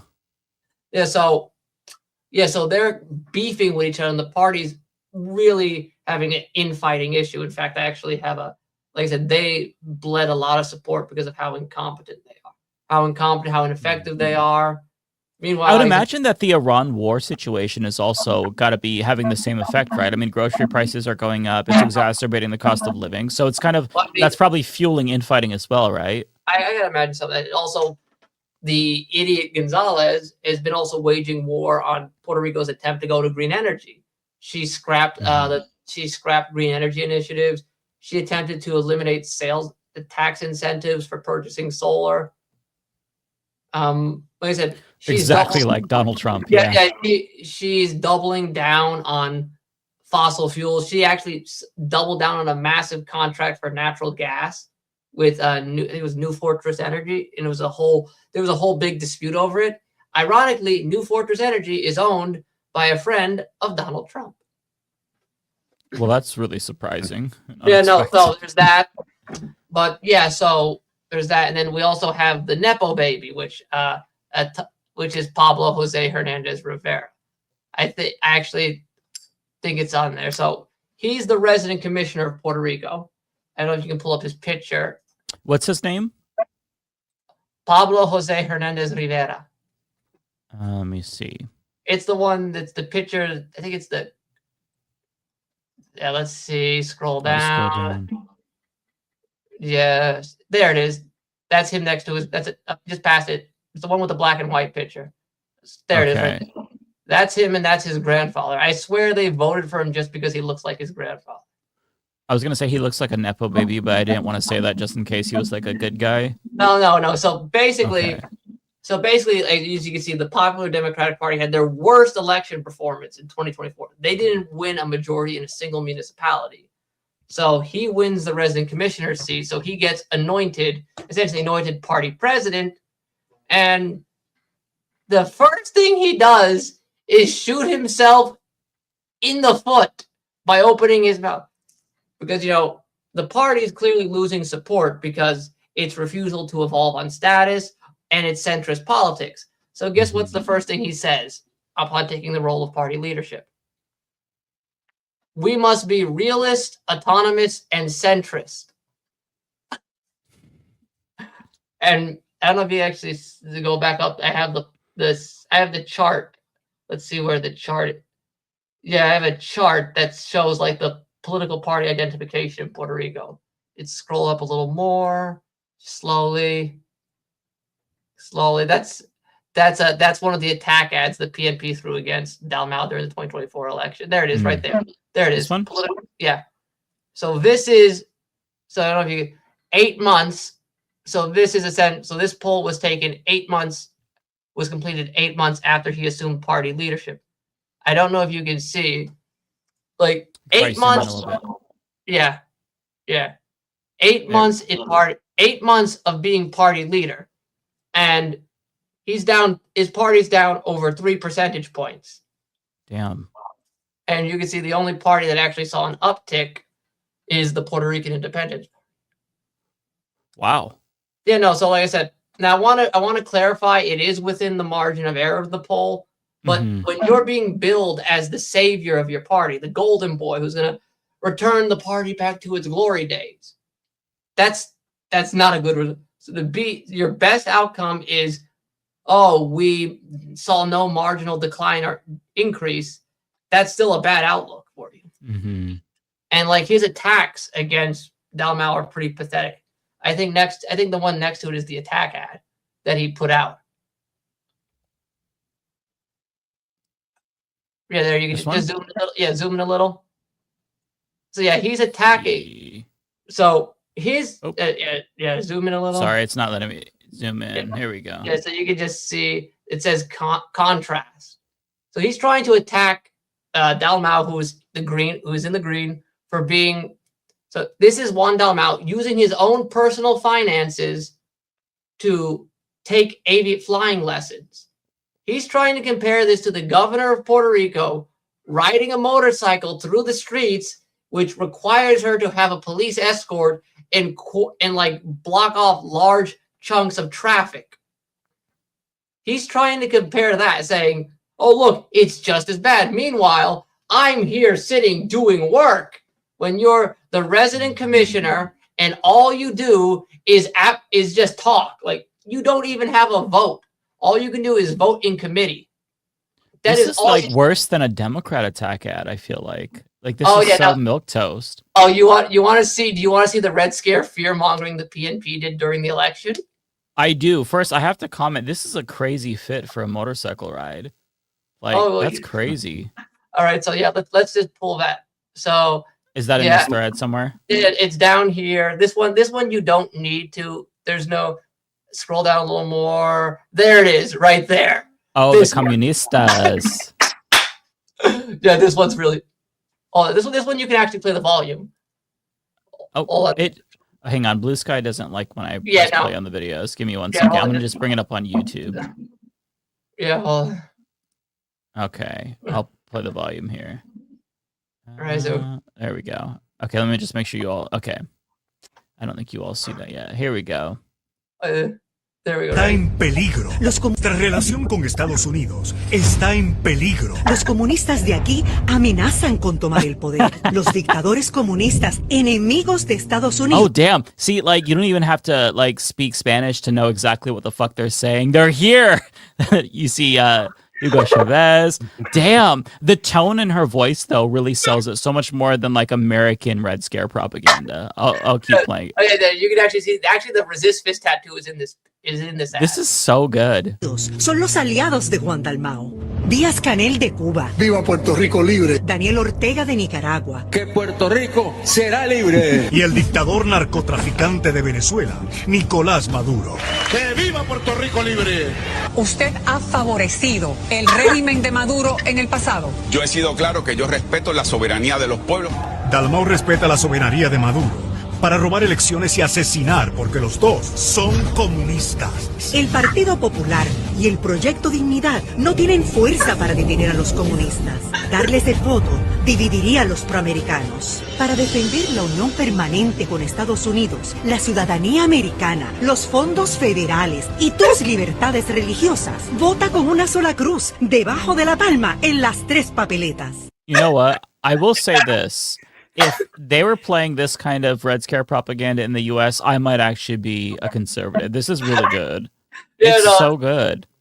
Yeah, it's so much better. We are getting the worst propaganda ever. They're like just putting up, you know, the whole platforms of DSA candidates, and they're like, they support Medicare for all and universal pre-K, but they're like, it's like that is just fun. But the funniest thing is actually during the election when they had the whole Venezuela scandal and everything with the election in Venezuela, Dalmau actually came out and said, release the electoral data.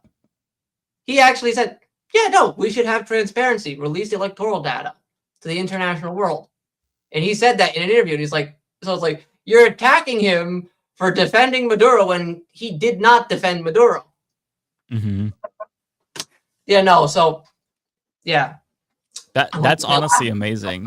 Yeah, no, that was like... It's almost as good as the I Will Vote for Donald Trump song. Remember when... the Cubans. Oh, don't get me started on the Miami Cubans, because those...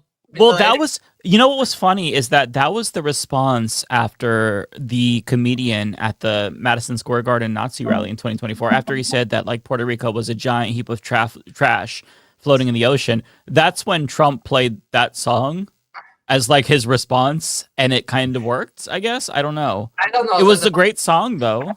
I will sit here and say this is that the thing with Miami Cubans, and I will say this is that, like, I cannot say like, they're the biggest whiners because your grandparents, you want to sit here about the big bad Fidel. Your grandparents sat by when Bautista overthrew democratically elected President Carlos Prios Socarras, tore up the 1940 Constitution of Cuba. You sat that your grandparents sat there and let it happen. You didn't fuss up because you know why? You didn't lose anything from that. You didn't lose the labor courts. You know who lost in that? The mestizos and mulatto Cuban working class. They're the ones who lost everything. the press lost everything. It's only when Fidel came in and decided to give back to the people that they suddenly start crying. You know what's also really strange? Ted Cruz and Marco Rubio are the two most prominent Cuban American politicians in the country. And they're the most black. They're the most pale-skinned Cubans. Well, they didn't flee Castro. It was Batista. Exactly. Like they fled the American puppet who was torturing them. Like exactly. Yeah. And now they're fascists themselves. Yeah. No. So obviously, I could go on about the Independence Party, the policies. So I'll go with some of them. So their policies, obviously, they're Medicare for all. They're pro-labor. They want to. Their whole thing is they want to reduce dependency on the United States because they understand that being hooked on federal funding doesn't solve the core structural issues. Is it kind of like a more moderate independence party? Like, are they pushing for an independence vote or just a little bit more of autonomy? What they want right now is because they learned the lesson of Marin from the 1940s, saying right now we need to focus on the current domestic issues.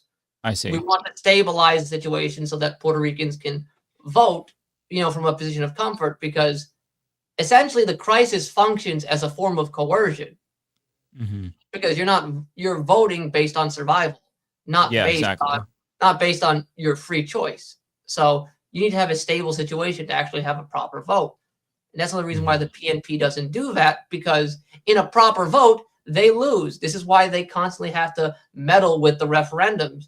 In fact, it's such a problem that in 2013, the Senate reviewed the 2012 referendum and declared it inconclusive because the way the PNP structured the ballot made it too confusing. They said, you guys are clearly cheating. You guys are not playing fair. So after that, in 2014, Congress, as part of the budget appropriation bill that year, pre-allocated $2.5 million for Puerto Rico to hold a domestic referendum based on the conditions that the ballot could pass independent review by the DOJ. Do you know how many times that ballot has passed the review? 0. In 2020, the PNP did not even put sovereignty options on the ballot. It was just yes or no for statehood. It was literally, that was it. They just said, we don't care about playing fair. They're so corrupt that they literally stripped opposition parties from consulting on the referendum. They made it so that now the governor can simply just call it by an executive order because they were about to lose their supermajority in December of 2020. So you'd have to call a referendum, because how else are you going to get your one-issue voters to turn out who also just hate your guts?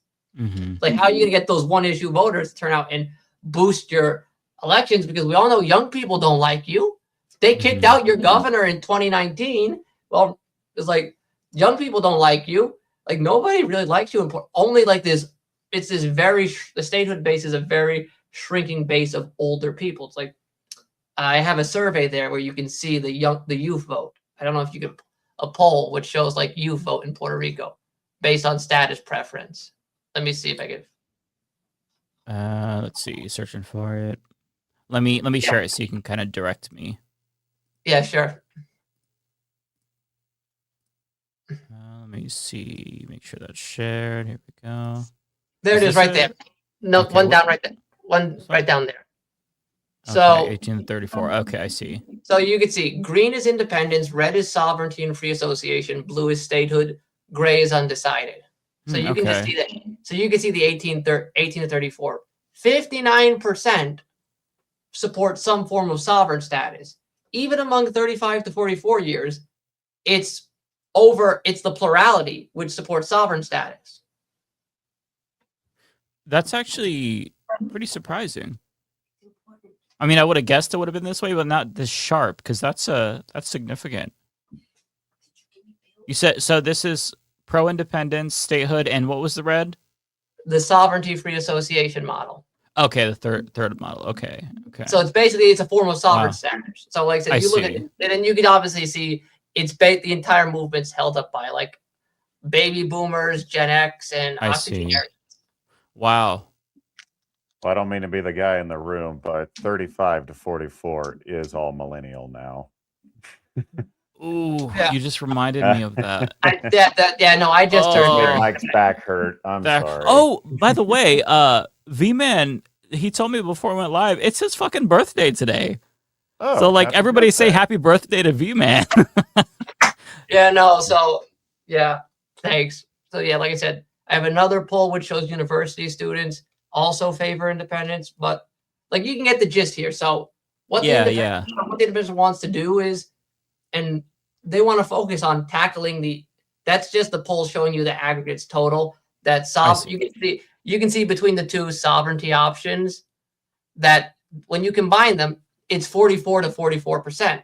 So it's a statistical tie between those who favor sovereign status and those who favor statehood. Yeah, it's a little bit fragmented, but no, it's in one direction, clearly more independence. Yeah, so the Independence Party, what they want to do is they want to tackle the dependency issues. Yeah, you can just see this. I see. This is interesting. Yeah, no, so what they want to do, number one, is they want to tackle food sovereignty. Puerto Rico only grows 15% of its food. The realistic goal is to get it to be 2/3. And this has been a thing going on since Hurricane Maria, which obviously completely disrupted supply chains. And it was very hard to get food. So they want to do that. They want to focus on getting that up to 2/3 so that you can grow enough food, you can produce enough food domestically so that a supply chain shock is not the kiss of death. Their other goals are obviously their green energy. They want to move to a decentralized solar powered grid, microgrids, which is actually what the town of Adjuntas has in Puerto Rico. It's entirely community owned, decentralized solar grid. It is the most reliable. It's the most reliable in all of Puerto Rico. And the other thing is they want to restructure the economy. So what they want, currently Puerto Rico operates under Act 60. These tax incentives, which basically allows these wealthy elites, multinational corporations to pay next to nothing in taxes. I think it's between 1% and 4%. So ultimately, what happens is these multinational corporations can set up shop in Puerto Rico relatively easy, pay next to nothing in taxes, and rake in the profits. Meanwhile, if you're a local Puerto Rican, you want to set up shop, you have to go through these massive bureaucratic hurdles. You have to then, and then meanwhile, while you're waiting for this, you're still paying the Puerto Rican government to go through all this paperwork. And then once you finally set up shop, because these guys aren't paying the tax burden, you're suddenly forced to take on that burden. So what they want to do is they want to clean up the red tape, make it easier for locals to set up shop. They want to repeal Act 60, make these guys pay at least 15% and set the corporate tax 15% for everybody. So it's easy enough for the local businesses to get off the ground, but it's also ensuring that these big multinational corporations are contributing enough to the Puerto Rican economy. Yeah, but the real question is, would an independent Puerto Rico still allow the U.S. to have basic rights? That one's a question. I think the Independence Party, I believe they're not a fan of those bases, In fact, they were mostly shut down.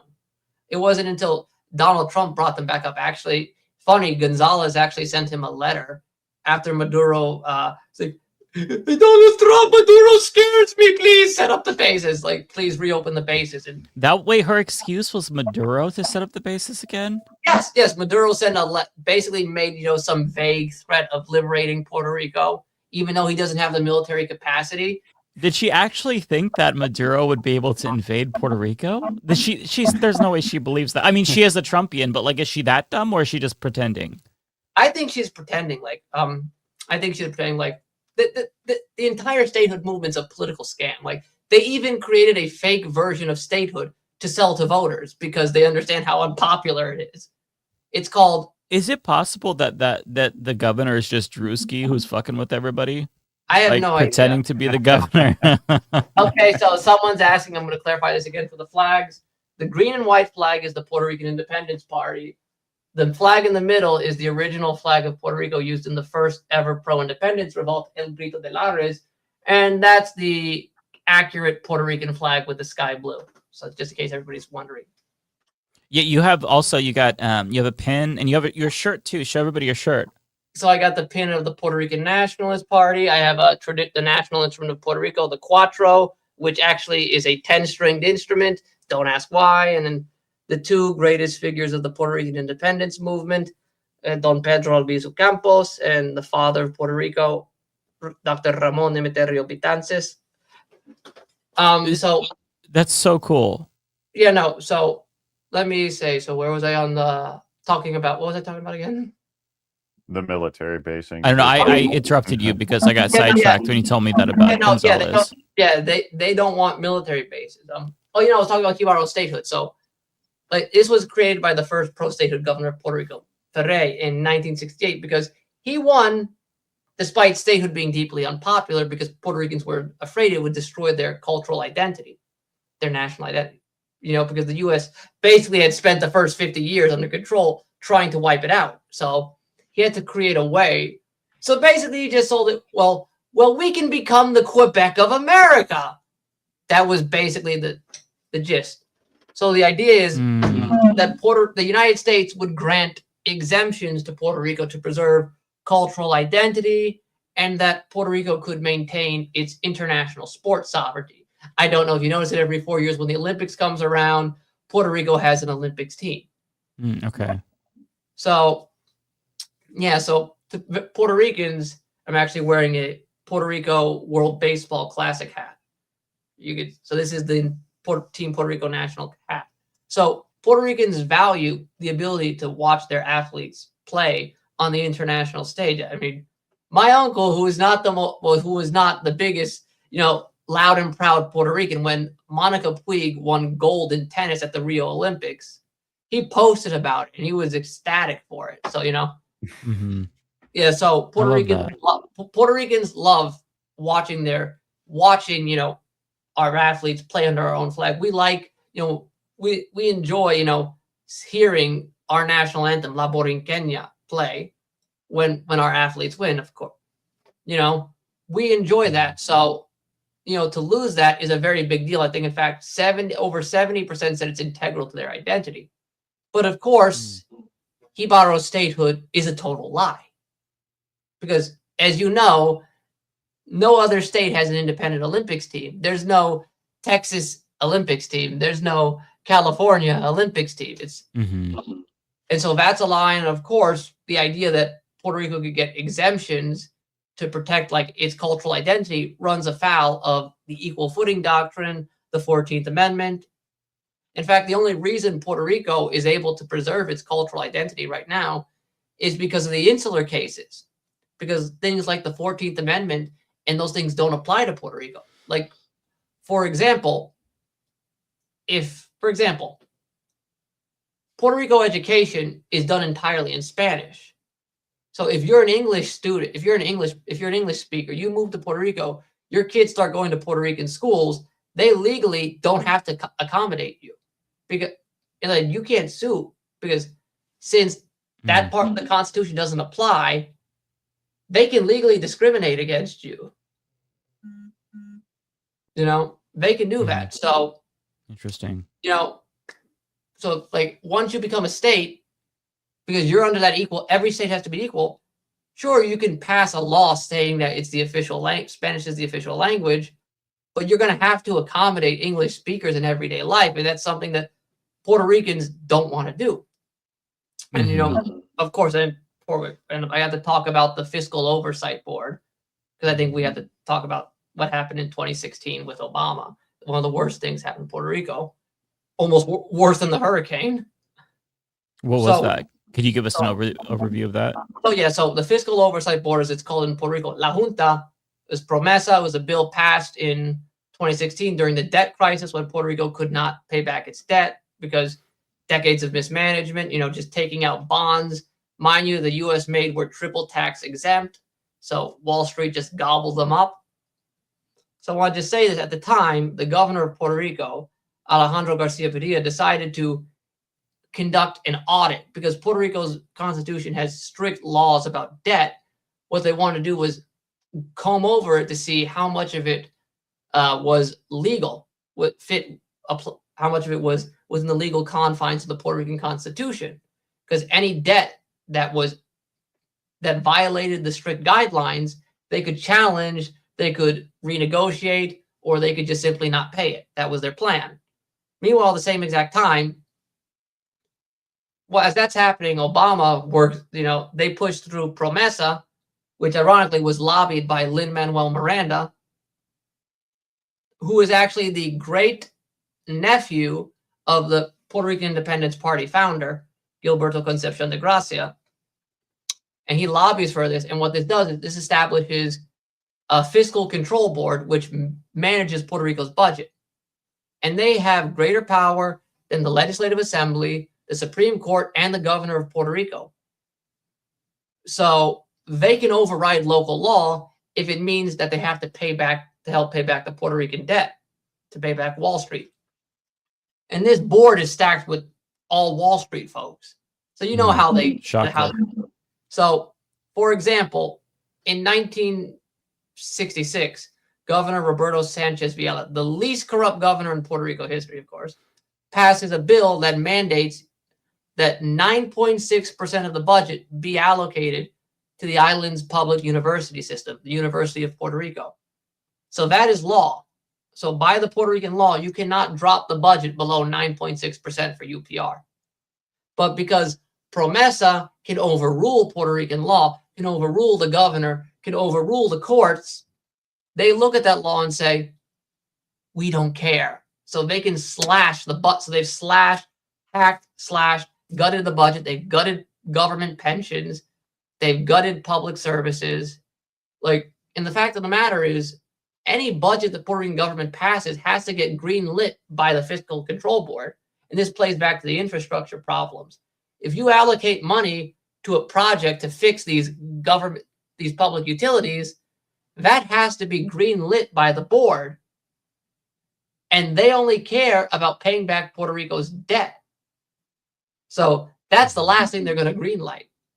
Yeah, I mean, it's going to always be austerity and everybody's going to get fucked. It's just like you guys are kind of getting... It's a shakedown. We talk about colonialism and whatnot. We talk about all these individual policies and bad governance, but it's just overall, it's a classic shakedown. It's always been a shakedown. Like I said, the worst part was, like I said, they shut down the committee to audit the debt. And the thing was, the early findings, they found that there was a lot of this debt that was illegal. They basically say there's a good chance a lot of this debt is illegal by the Puerto Rican Constitution. So they shut it down before it could, be completed. Sassy says, this is how the IMF gets people too.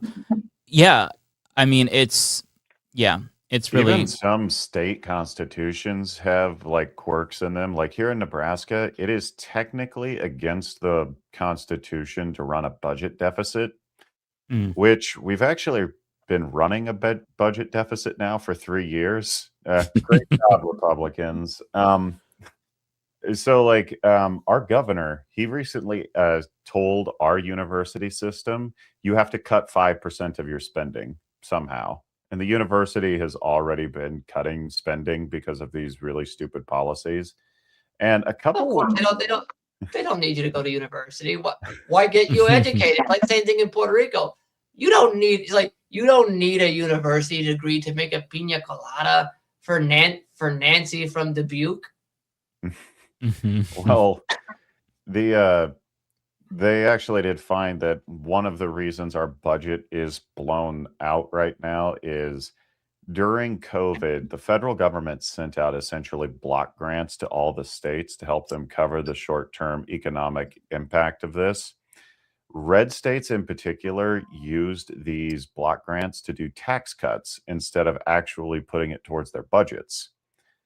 So a state like Nebraska got this this windfall from the Fed, and then instead of investing it, instead of using it to, I don't know, provide social services or something, they put it towards justifying tax cuts. And because you have to have a balanced budget in Nebraska, if you're artificially subsidizing tax cuts with a one-time block grant, what do you think the ultimate outcome would end up being? Which is really sad because Nebraska, kind of just going to the weird quirks of economics. You would probably imagine a place like Nebraska and Kansas are pretty similar economically. We're right next to each other. They have about 1 million more people than us, but, comparable industries and layouts and geography. Nebraska had a faster growing population, a stronger economy than Kansas from 2008 to 2018. We had a $9 minimum wage starting in 2009. We had more regulations than Kansas, and yet we had higher taxes than Kansas as well. And yet our state grew faster, and the average Nebraskan got wealthier than the average Kansan. Do you want to know why this happened? When you have higher taxes, corporations in your state don't get to expropriate as much of their profit. It stays in the state. Then the state has the resources to pay for things like infrastructure, which means you're employing local people. When you have a higher minimum wage, it's the same effect. Out-of-state corporations weren't able to take as much profit out of Nebraska, so the average Nebraskan was wealthier. And when you look at our neighboring states, the only other two states that had a higher minimum wage than us was Colorado and Iowa. And if you compare like Iowa to Missouri, Missouri is a state where they had a lower minimum wage than Iowa. Iowa did better. So it's really dumb. They have all of these austerity measures in place, but those are usually like economic engines in the long run that actually make your state run better. Kansas also went off the deep end in like 2014 with the Greenback Initiative, which was like the lowest taxes in the country, and it just exploded their deficit. It devastated their infrastructure. It's the reason why right now they have a Democratic governor. Blood Red Kansas got a Democratic governor because the Republicans there crashed the economy so hard that they were fed up with it. I mean, the top 10 worst states to live in terms of just like sheer quality of life are all red states, because there's a lack of funding when it comes to healthcare. There's more crime because there's more poverty, because they have no social safety really net. Crazy? Texas is in like the bottom, I want to say 15 states that people want to live in. Obviously, people go there because there are jobs and whatnot, but Texas has more oil wealth than Saudi Arabia. Jesus. It has more manufacturing than any other state in the country. This place or that place should be like a dream location in the country. They have budget surpluses to the tune of tens of billions in Texas. They are one of the few states that could legitimately have single payer healthcare, state funded. Yeah. They have terrible roads. They have a crumbling electrical grid. Privatized. It makes no sense. Yeah. They have more money than the Saudis just from oil, plus they have manufacturing. Idiot leadership. I didn't know that. Yeah, I If mean, they actually got competent state leadership there, the place could actually do really well. Now, unfortunately, they're going to waste all of this time, and then climate change will get them. Of course. So, yeah. I mean, listen, you can't expect Republicans to govern because they can't. That's the one thing they don't do. They get in office, they do tax cuts and wars, and then they bitch out. One thing I will say about Democrats is that as annoying and milquetoast as they are, they do at least meet our expectations when it comes to like basic governance, like basic governance. Yeah, baseline competency, which the Republicans just simply don't have. And I think that, it took Trump to get people to see that, yeah, this party is not very serious. But unfortunately, since we're a country with the memory of goldfish, everybody will forget in 4 years or 6 years, I should say. The and amount vote for of people that I have talked to who thought that like the COVID lockdowns were under Biden is insane. Like everybody forgets 2020 was literally Trump. Everybody forgets DeSantis was the first governor to actually do lockdowns.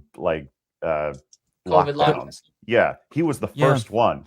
That wasn't that long ago, too. No, it wasn't. Jeez. The political. I think Americans just are really frustrated, and that we don't have a good political understanding as a collective society to really express our issues on this. Because when you have ineffective political leadership, bouncing back and forth between the two lead parties is very common. And if Democrats cannot find a really good candidate to rally around behind for like a national cause of some kind, I do fear the next like 6 to 8 years it'll just be another back and forth. Yeah, no, it's like the same thing. It's like with Me FDR. too. It's like FDR came into power. It's like Republicans couldn't win an election. 5 straight wins for the Democrats. Yeah, I mean, it's a death spiral that we keep going down, and to break the cycle, you have to have somebody that actually delivers meaningfully and materially, but that would mean that you have to defy your corporate donors. So the question is, who's going to win out, the corporate wing or the DSA wing, you know? Yeah, that actually happened in Puerto Rico with the Popular Democratic Party, because originally it was 2 wings. I'll be right back while you're talking, by the way. So, okay, yeah. Go ahead. So there were originally 2 wings. You had a pro-autonomy. So you had the autonomous wing, which was the more established, and you had a smaller, progressive, pro-sovereignty wing. And what happened was, you know, they tried, after their last 2 election losses, 2016, after 2016, and as they were getting up for 2020, you had the progressive sovereignty wing said, you guys have run this party to the ground. We need to evolve. We need to adopt the Sovereign Free Association model as the official party status position. We need new leadership. We need to return to, you know, progressive politics. And of course, they tended to take power, and the centrist corporate wing crushed them out. And that's why the party is politically dying, and people went to go form a lot of them helped to go form another party, another left-wing party, status neutral, called Citizens Victory Movement, which is in an alliance with the Independence Party. So, yeah, it's also the funniest thing, because I get this one. The funniest thing always makes me laugh. People talk about Puerto Rico. I will see more people talk about, and this is the craziest thing, because this is a comically fringe movement. It's like there are not enough people to form a baseball team for this. I'll see people talk about it on social media. The idea of going back to Spain, which is just an absurdist talking point. Like, Spanish reunification is not a real thing. It's 40 people on a Facebook page who act like they're a real legitimate movement. And they've been saying since 2017 that they're going to form a political party. We're going to form a political party. We're going to get together. So, I was talking about the absurdity of the Spanish reunification movement. Oh, I didn't know that was a thing. Interesting. It's not. It's just 40 idiots on a Facebook page who can't accept that they're of mixed ancestry. Oh, so it's like the Greater Idaho movement in Oregon. Gotcha. Yeah, it is like, you know, it's like, mi no negro, mi blanco. Like, Mike, if we could cover one more thing, I'm assuming absolutely. Most people here have seen the videos out of Nepal and Tibet from that glacier collapse. Yeah. So there is actually a way to bend this towards another very catastrophic. Hold on, I see someone asking me a super chat question. Yes, Spain does give citizenship. Yes, you can apply. Citizens of former Spanish colonies can apply for fast-track citizenship. It's 2 years instead of 10 years, and you can also maintain dual citizenship. So just want to answer that person's question.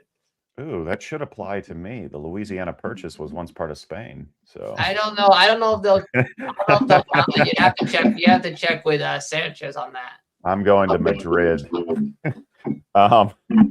So I'm sure you can find some of the videos and stuff that had occurred there. But for people who are unaware, in Nepal, there was a large glacier, because, you know, Nepal is at the top of the Himalayas. And it has been so hot there that a good chunk of this glacier melted. And then either the glacier broke, which triggered like a 5-point-something earthquake, or an earthquake caused the glacier to collapse, and this led to a massive flash flood event. And from what I understand, India, Nepal, and China are working really hard to get people into the area, because this has just caused devastating washouts, and it's really terrifying.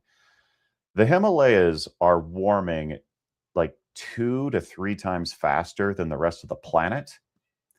And the Himalayas are called the water tower of Asia. because headwaters for several rivers in China, one going to Bangladesh, several going into India, and one going into Pakistan, all originate from the Himalayas. If this mountain range cannot consistently recharge, you're looking at an area that supports like 1.6 billion people being water insecure. Oh my god. Oh my god. Ay Dios mío. That looked like a nuke going off.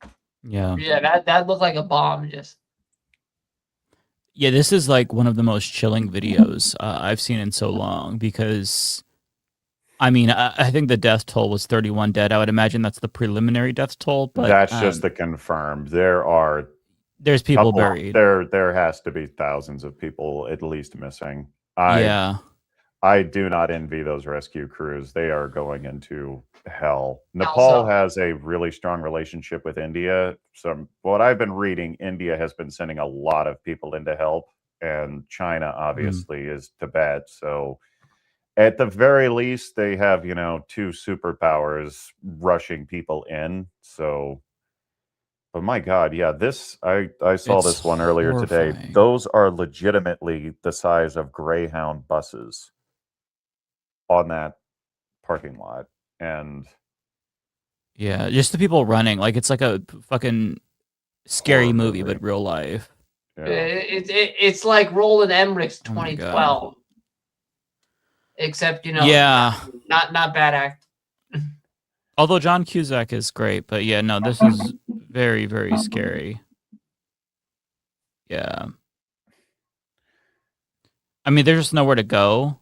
You're just you fucked. Literally have to run to the hills. You have to get out of the valley. And just as like a rule, most of us live in valleys. So with catastrophic climate events occurring, the chances of there being flash flood events, if you live in a valley, water can just rush in immediately. That was the big issue with Hurricane Helena when it went through Appalachia. Those hollers are essentially just valleys. So if you get dumped on, you're looking at an area that could be, several hundred square miles, all pushing into like a 10 square mile area. Yeah. So what is the saying? The climate change is what you see people recording on their phones, and then one day it'll be you recording it on your phone as it slowly gets closer and closer. Yeah. There are a lot of those wildfires here in Nebraska. Oh, the wildfires, those are a mountain problem, not a prairie problem in Nebraska. And then we lost 1 million acres. It was like 80 miles from my house. That was like the biggest wildfires in Nebraskan history too, right? Yeah, it was. My God, insane. It's not very often our fire crews can be overwhelmed, but I mean, what can you do when there's 40-mile-an-hour winds, no humidity, no rain, no snow, and you live on a grassy meadow? Yeah, no, it's just the fire's just gonna do its thing. It's horrifying. The fact that there's just a fire season every year. Like there's always been wildfires, obviously, but there's a fire season every year, and the air quality tanks. And yeah, one thing that I'm learning is that like a lot of people in Europe don't have AC. So this is something that it's becoming a necessity now that, obviously climate change is making everything more warm, but do they have the electrical grid to be able to have every single home have AC? So it's creating all these problems on top of problems. There's like this ripple effect to climate change where it starts with like the planet just warming, and then there's just like this cascading effect where all these problems create 100 different micro problems, and those micro problems have their own problems, and it's just a logistical nightmare where we're on a time limit. Like it feels very, very daunting to even think about. It's even worse than that, because if you really want to be nervous, where is a majority of the world's manufacturing now? It's in China. It is sitting in an area that is very prone to earthquakes and susceptible to typhoons, which means the entire global supply chain can be damaged because all of this is concentrated in one spot. Not saying this is a China issue. If anything, this is an issue that the West has, basically facilitated because we exploited them for their cheap labor. We could have had manufacturing bases in the Midwest, Western Europe, Brazil. Their manufacturing system is almost completely gone. Instead, we put it in one small, efficient spot. But if anything happens to that one spot, entire thing you're comes kind of crumbling down. screwed. Yeah. The entire global supply chain. It's like another COVID supply chain issue all over again. It's just, man, the ways in which we are fucked is truly unfathomable. It's really scary to think about. We could still roll a D20 on the dice, though. There's always that possibility. Get through this. But can we save scum to roll a D20, or do we just get like one chance? Are we fucked? Idea. We get 2 rolls. We get 1 mulligan. Okay. Two rolls is better than 1. All right. I prefer to save scum, but Yeah, I was thinking always about the no AC. That's Puerto Rico. And the thing is, if you live, and the thing is, the difference between Spanish construction and American construction in Puerto Rico is night and day. Because when the Spanish built everything in Puerto Rico, they built it to accommodate for the climate. So the material is built to disperse heat. All the old Spanish buildings have high roofs to push down cold air, and even like courtyards, they designed it to circulate air better. And like all of the American buildings are just cheap concrete. Like even the house my cousins live in, Caguas, 2 old ladies, it's just cheap concrete, and that thing is like an oven in there when it gets hot. Yeah, it's horrifying, but I don't want to get too doomer. Thank you both for coming on. I really, really appreciate it. VMann, I learned so much, and the audience did too. Kowalski, always super, super happy to pick your brain. Before we get to super chats, we don't have too much, so we'll probably be out here relatively soon. Just for anybody who wants to bounce. First, I want to give you both the chance to tell everybody where to find you and plug anything. Kowalski, go ahead and tell people. I know you have a YouTube channel. Tell everybody where to find you. Yeah, folks, YouTube channel, Prairie Fire NEB, Neb. I actually put out a video today on the Argentinian beef thing. So if you want to if you want to see me in a tractor talking about it, I guess you can go there. But that's what the people want. It. I don't really do much on socials. So, yeah. All right. And VMann, do you have a YouTube channel? No, I don't actually. I don't, but I can... You need to make a YouTube channel, VMann. I think people want to hear about Puerto Rican politics. Maybe I might get into that. But I do obviously I'm a member of, I said, Hoopy BX. You can find us on Instagram. So it's like they'll love this. I'm shouting them out. So yeah, like I said, once again, youth-based organization group dedicated to a free, sovereign Puerto Rico from a socialist perspective. We're on Instagram, so you can find us there. Very cool. Hoopy BX. It's right in your title, just in case anybody's wondering how to spell it. That's the Bronx chapter. Bronx chapter. Okay. Very cool. Thank you for that. All right. Well, you both are free to stay for super chats, or you are free to bounce whenever. Don't have too many, so I'd imagine we're not going to be here. I'll stick around because I think there was a question about farmers. So. Okay. I don't have much to do anyway. All right. Well, I appreciate you giving us your time on your birthday, VMann. I felt so bad when I found out it's your birthday, and you got to. Right. Oh wait, there is one thing I forgot to mention because it is a position of the Independence Party, and I'll make it very quick. The thing they instead of a referendum, what they want to do is a constitutional status assembly. So what they want to do, what the difference is. And this is actually what AOC proposed back in 2021 with the Puerto Rico Self-Determination Act. What it would do is it would transfer the power to Puerto Rico to call this convention. So the Puerto Rican Legislative Assembly would be able to call a convention anytime of their choosing. And what this would do is instead of putting the status question into the hands of partisan politics, Puerto Ricans would elect nonpartisan delegates to negotiate directly with Congress to define the terms of each status position. Once that happens, and once they finalize the deals, they would then return back to Puerto Rico and then hold a final vote on status. The reason why they want this is because it's more democratic, it's more inclusive, and it also stops the disinformation bullshit. Like you can't say like, oh well, we can keep our Olympics team. No, Congress already told you, no, that's not happening with statehood. You can't get you can't get Spanish language protections. That's already shot down. So,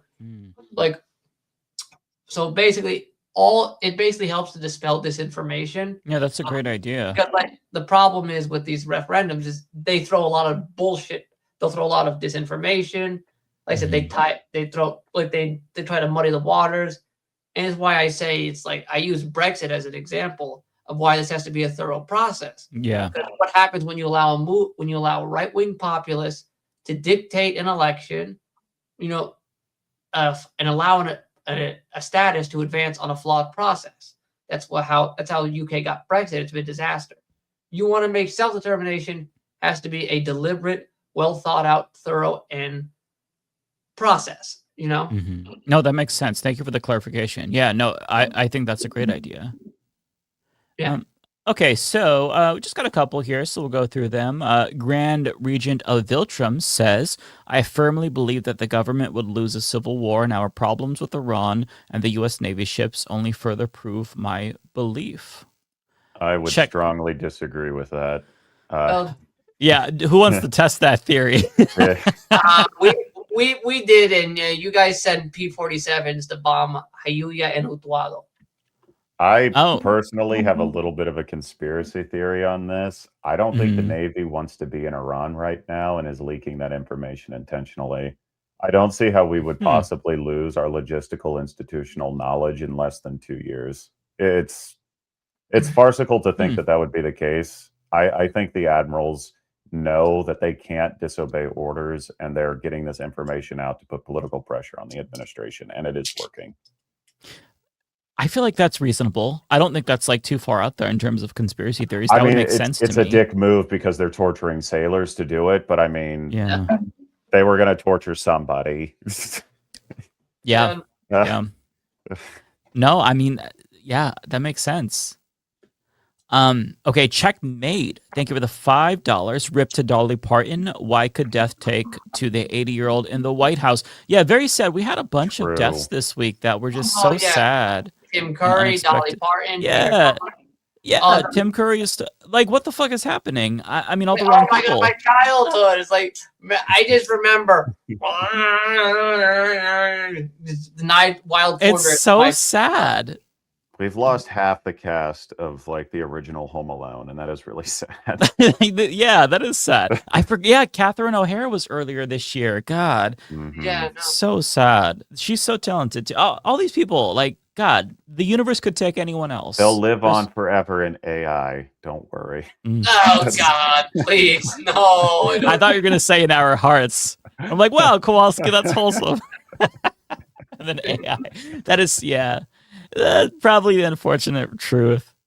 Nintendo Gaming Channel. Fact. Only American cowards claiming to be Canadian. Well, I'm a coward, baby, because if I go abroad, I'm going to say I'm a Canadian. I don't want people to think I'm American. You have to understand that, Nintendo. I don't have to. I could just say the truth. I'm a colonized subject of the United States. There we go. I'm Nebraskan. No one knows where that is. It'll confuse them. It's fine.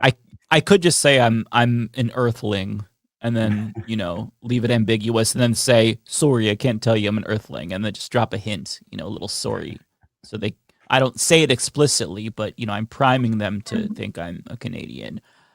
Rory Gibson, thank you for being a member for 6 months.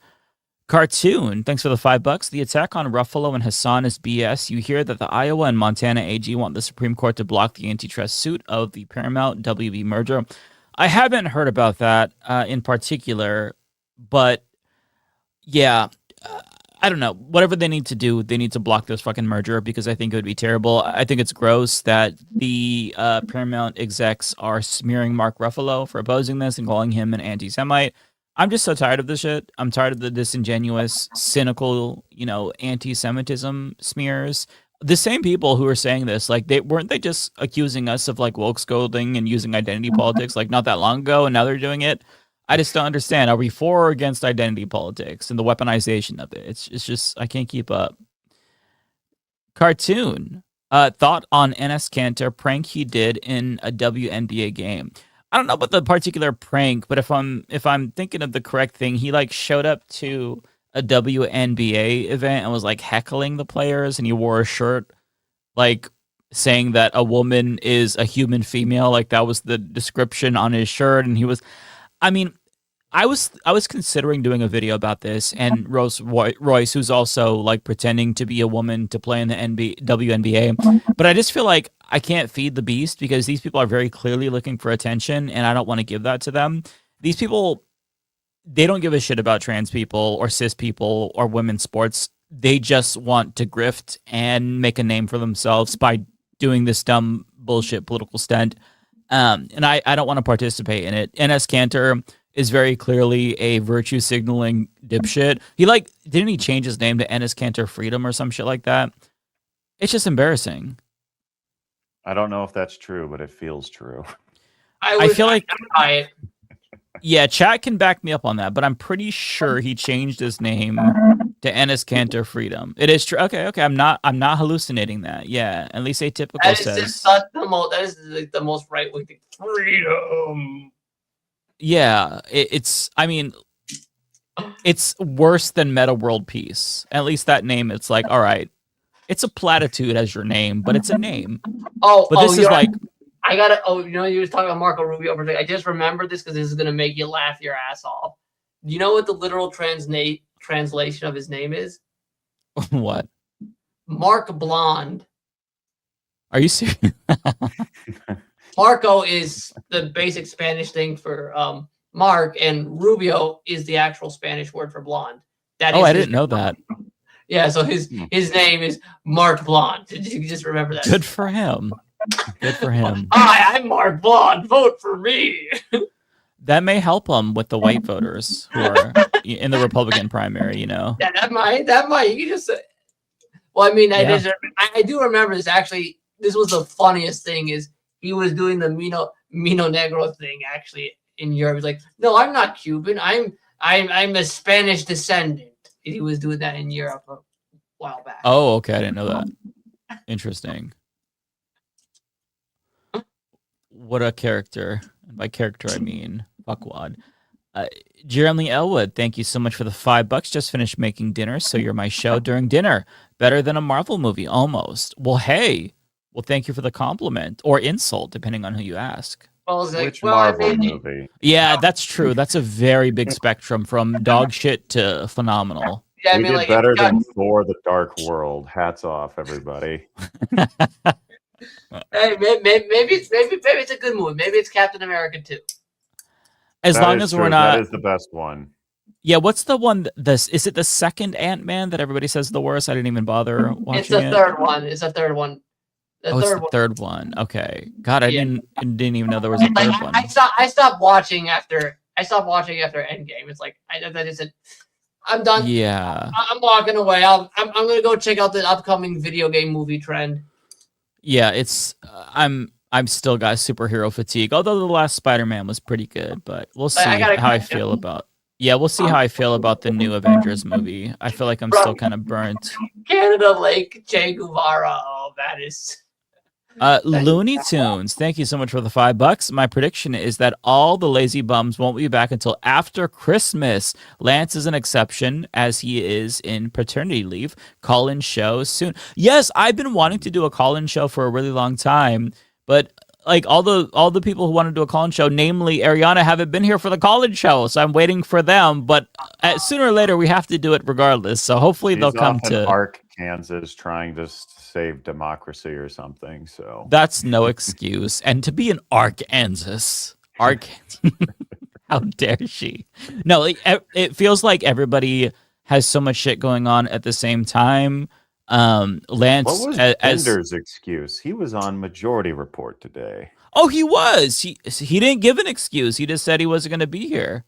You know what I should do? I should get into the chat and be like, "Hey, I'll see you tonight, Matt." Rebecca has a legitimate reason to not be here tonight. She's suffering a really horrible family issue, emergency. I'm not going to speak to it, but I get that. Yeah, everybody else gets an unexcused absence. Okay. Where's David's excuse? Where has David been? Well, digging a trench in southern Canada expecting the Marines soon, or Possibly. I mean, I don't know what's going on up there. Well, My theory with David is that if he has a prolonged absence, that means that he is knee deep in a really good video game. And I totally empathize with that because I would skip Leftist Mafia if I found a game that I really loved. That's funny you mentioned that. That was my college major. What was your college major? Game design and development. Wow, that's really cool. I never used it because I wanted to be an indie game developer, but I got burnt out after college. So I just literally crashed out a year. It crashed out a year in a bed, whole year just doing nothing. Yeah, college does that to you. Kind of wears you out. But yeah, I'm assuming that relatively soon people will be back. I'm sorry, Kowalski, I didn't mean to cut you off. Oh, you're good. I was going to say, for college, I majored in agribusiness. I am very much burnt out with agriculture, but unfortunately, I literally could not do anything else. So yeah, no, I would love nothing more to move to Puerto Rico because I would love just like honestly, that is another position they have in the PIP has is. They want to facilitate programs to return the diaspora. It's like they want to set up their diaspora branches so that you can actually, so if you're a Puerto Rican who lives in the diaspora, they can connect you with employment. They can help you secure housing, childcare, and they would finance your move up to $10,000. Oh, interesting. That sounds amazing. Yeah. I guess that would be one of the issues if you guys did become a state, is it would kind of destroy a lot of that like independent like identity you guys have because like it would destroy the best kept secret of Puerto Rico, the Freedom Barrel. I just mean that like diasporas and stuff, I don't feel any type of affiliation to anywhere else but like here in the US and Nebraska because like I mean I guess ethnically speaking I have ties to Germany, Poland, like Britain, so what would my diaspora be? I guess actually like cultural erasure. We got brought into the system and now we're just the diaspora community is great. We have a lot of great arts. Like actually there's this I was actually visiting the diaspora art in El Barrio in Spanish Harlem. It's amazing. Like one of my favorites is this mural of Pedro Albizu Campos and Che Guevara called Dos Alas. I actually posted it in the Blue Sky if you want to pull it up. It's a really great mural if you want. Let me bring it back. Let's see. My alarm went off. There's an lunar eclipse right now, folks. Oh wow. Oh, okay. But you gotta be east of the Rockies. Unfortunately, that's it's always the catch. Oh, this is really nice. Wow. Yeah, there's also. Oh, that's beautiful. Yeah, that's the poem by the Puerto Rican poet Lola Rodriguez. Oh, very cool. I love this. Thank you for sharing that. Yeah, that's actually why the flags are mirrors of each other, two wings of the same bird. They receive flowers that's beautiful. both in the same part. Oh yeah, she also wrote the original lyrics to the Puerto Rican national anthem, which the U.S. Had sanitized to fondle Christopher Columbus's nutsack. Oh well, of course. Yes. Oh, lovely. Why am I not surprised by that? And when Columbus graced your majestic shores, yada yada. It's like, except the real lyrics. God. We want freedom, and with our machetes, we'll get it. Hear the roar of the cannon. Doesn't it set your heart alight?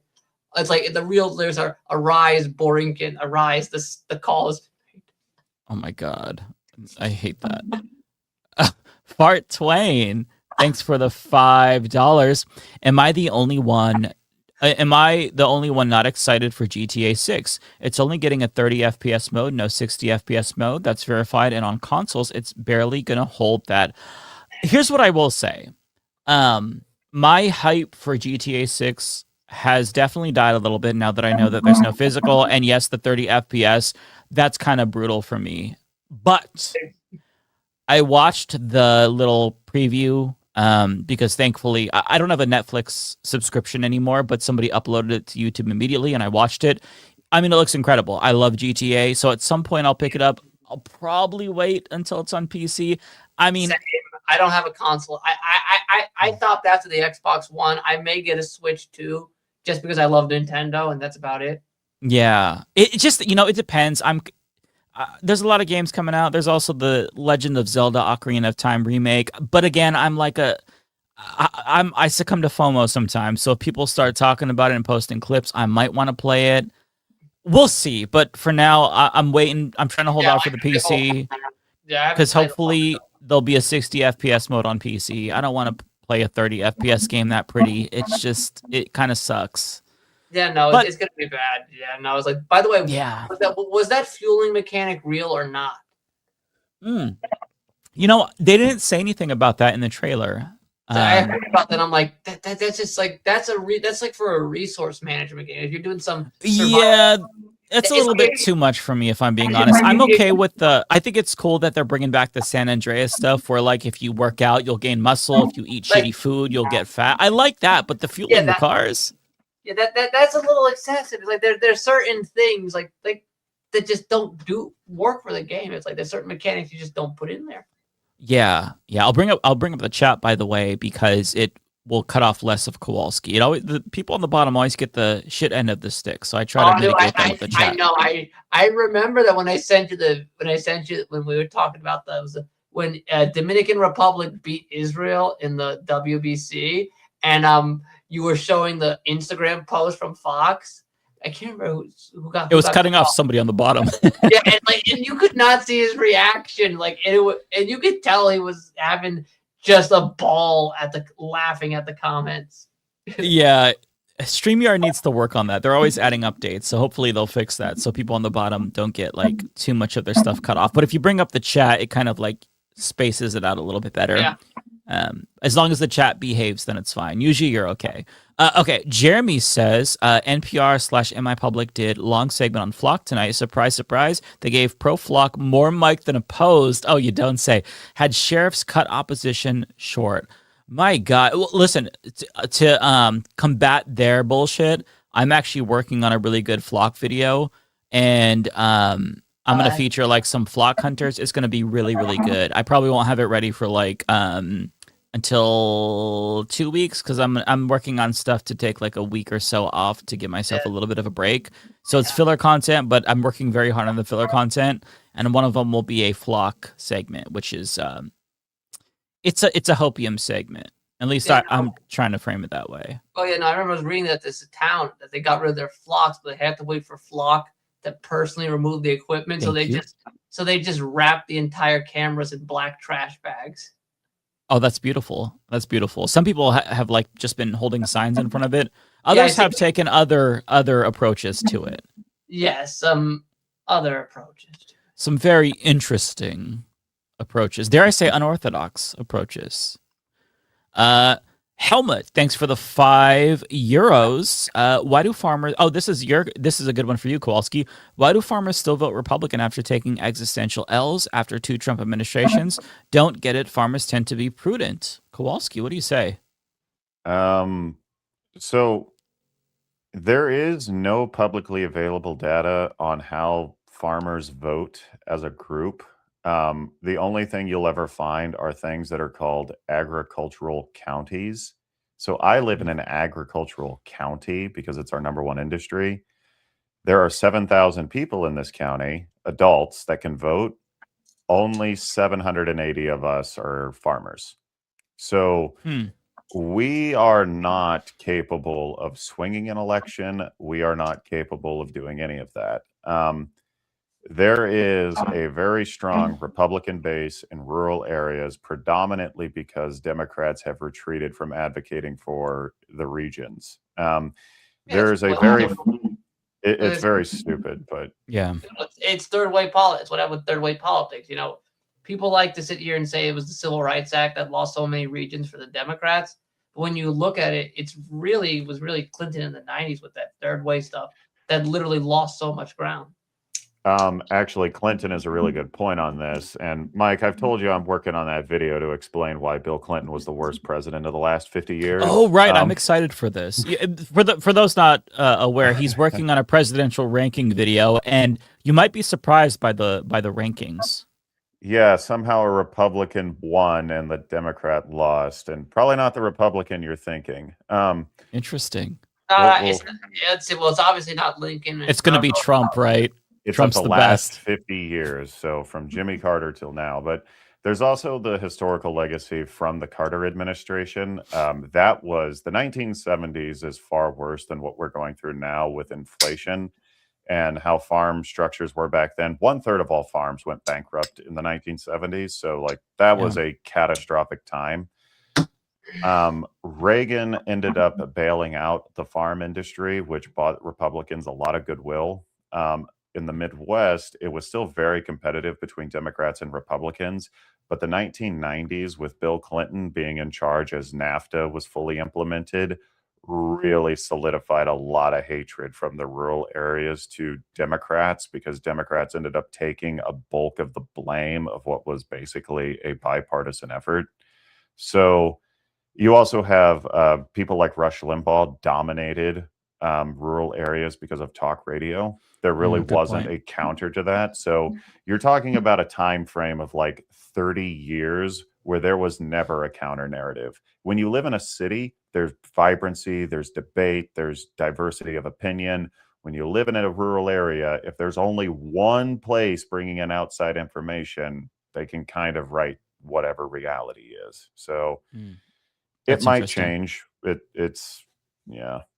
So I mean, hopefully it'll change after this, since he directly fucked them over. But we'll see. Even in 2018, his trade war directly screwed us all over. That's true. With the soybeans, and I mean, a lot of farmers. Yeah. This is a question: how many times do you get hit on the head before you figure out you don't? But also, this is also another class issue, though, because farmers are also small business owners, which means tax cuts are appealing to us as a class. It is something, especially when you live in a state like Nebraska that is trying its best to cut all types of social services. You want that independent wealth as much as possible in order to, you know, have some financial security. So there are just a lot of moving parts to it. I like to think I'm a little more in tune with that than the average farmer. So yeah. No, that's interesting. Really good insight. Thank you, Kowalski. Chemical Dragon, thanks so much for the $10. We love our wild horses in Montana. Why take it away from our tribal nations? We also love our natural bison herds in the Flathead Valley, where I grew up. All these needs to be protected. Actually, yeah, I would love to see that. But I mean, Trump doesn't give a shit. What about the S&P 500? Oh no! This reminds me of an incident that actually happened.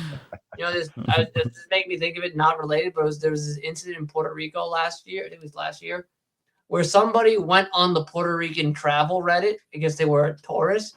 They were probably like in some Airbnb or something, some short-term rental thing, and they were asking how to kill the coqui frog because it was bothering them, the national animal of Puerto Rico, and they were asking on the Puerto Rican travel Reddit how to exterminate it. Damn. It was like, it's like because like Puerto Ricans love the coqui. I've been like procrastinating for years to get the Taino symbol of the coqui frog, which I'll actually just pull up again because it's a beautiful symbol. Oh, let me just pull this up.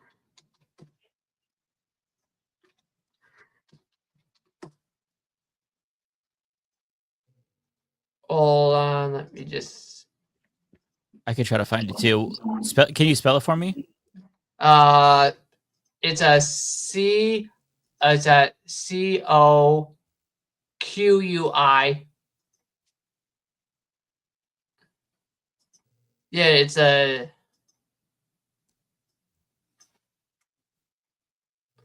It's the coqui. It's the Taino had a symbol for it. Oh, okay. I see the frog. I don't see the symbol. Let me see. Yeah, just type in a symbol. Oh, symbol. Yeah. It actually makes a chirping sound, that's where it gets its name from. Oh, okay. Yeah. Oh, I like that. That's really cool. That's they're all, you can find those symbols scattered all across Puerto Rico. It kind of looks like a heart. Yeah. Yeah, I've been meaning to get that tattooed. It's a tribute to it's a tribute to my grandmother who passed in 23. Oh, I love that. That's yeah, beautiful. No, yeah. 3 things she loved: Mets, Celia Cruz, and the coqui. Okay. Yeah, but no, yeah, thinking about that. I also look at this horses thing. Vieques has a lot of horses, so I always think of that. That's like the island known for. It's the funniest thing in Puerto Rico. You could actually like literally I saw these pictures of people literally going into drive-throughs with horses. Oh, that'd be awesome. This one's for you, VMann. Tigwick sent $100 super chat. Happy birthday, VMann. Mike, you better give him some of this. Happy birthday again. Yeah, VMann, send me. You have my email now, so send me your Cash App or PayPal, and I'll share the wealth, courtesy of Tigwick. All right, sure. Sure. I'll send you my PayPal information. Okay. Yeah. All right. Yeah. Thank you, Tigwick. Very generous of you to send him a birthday donation. Jeremy. I'm just reading this chat. Says, for advice for tourists with coquille problems in Puerto Rico, leave the frogs alone and ship your ass back. Because the sound they make is literally their name. It's like people don't like that. I don't understand. Isn't that pretty? You can actually just pull it up on YouTube. It's pretty easy to find. That people can. So for people who don't know, I mean, I'm sure it sounds lovely. I'll pull it up, but like, I don't understand why people want to fuck with the frogs. I don't get it.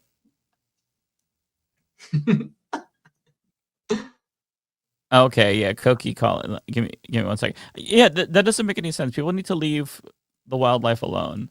There you go. Okay, let me see. Let's pull up the first one.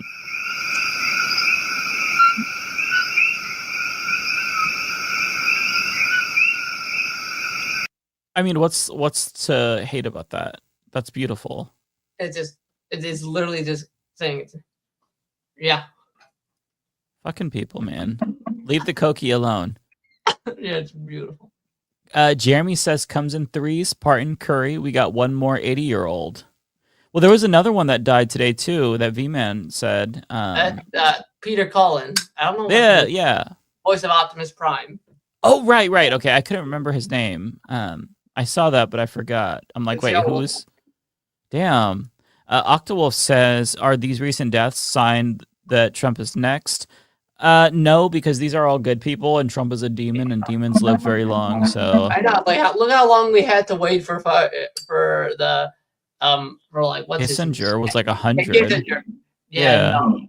And it's like, yeah, no, I know. I remember because I'm also a Yankees fan, and I had to sit there and watch them give him a tribute.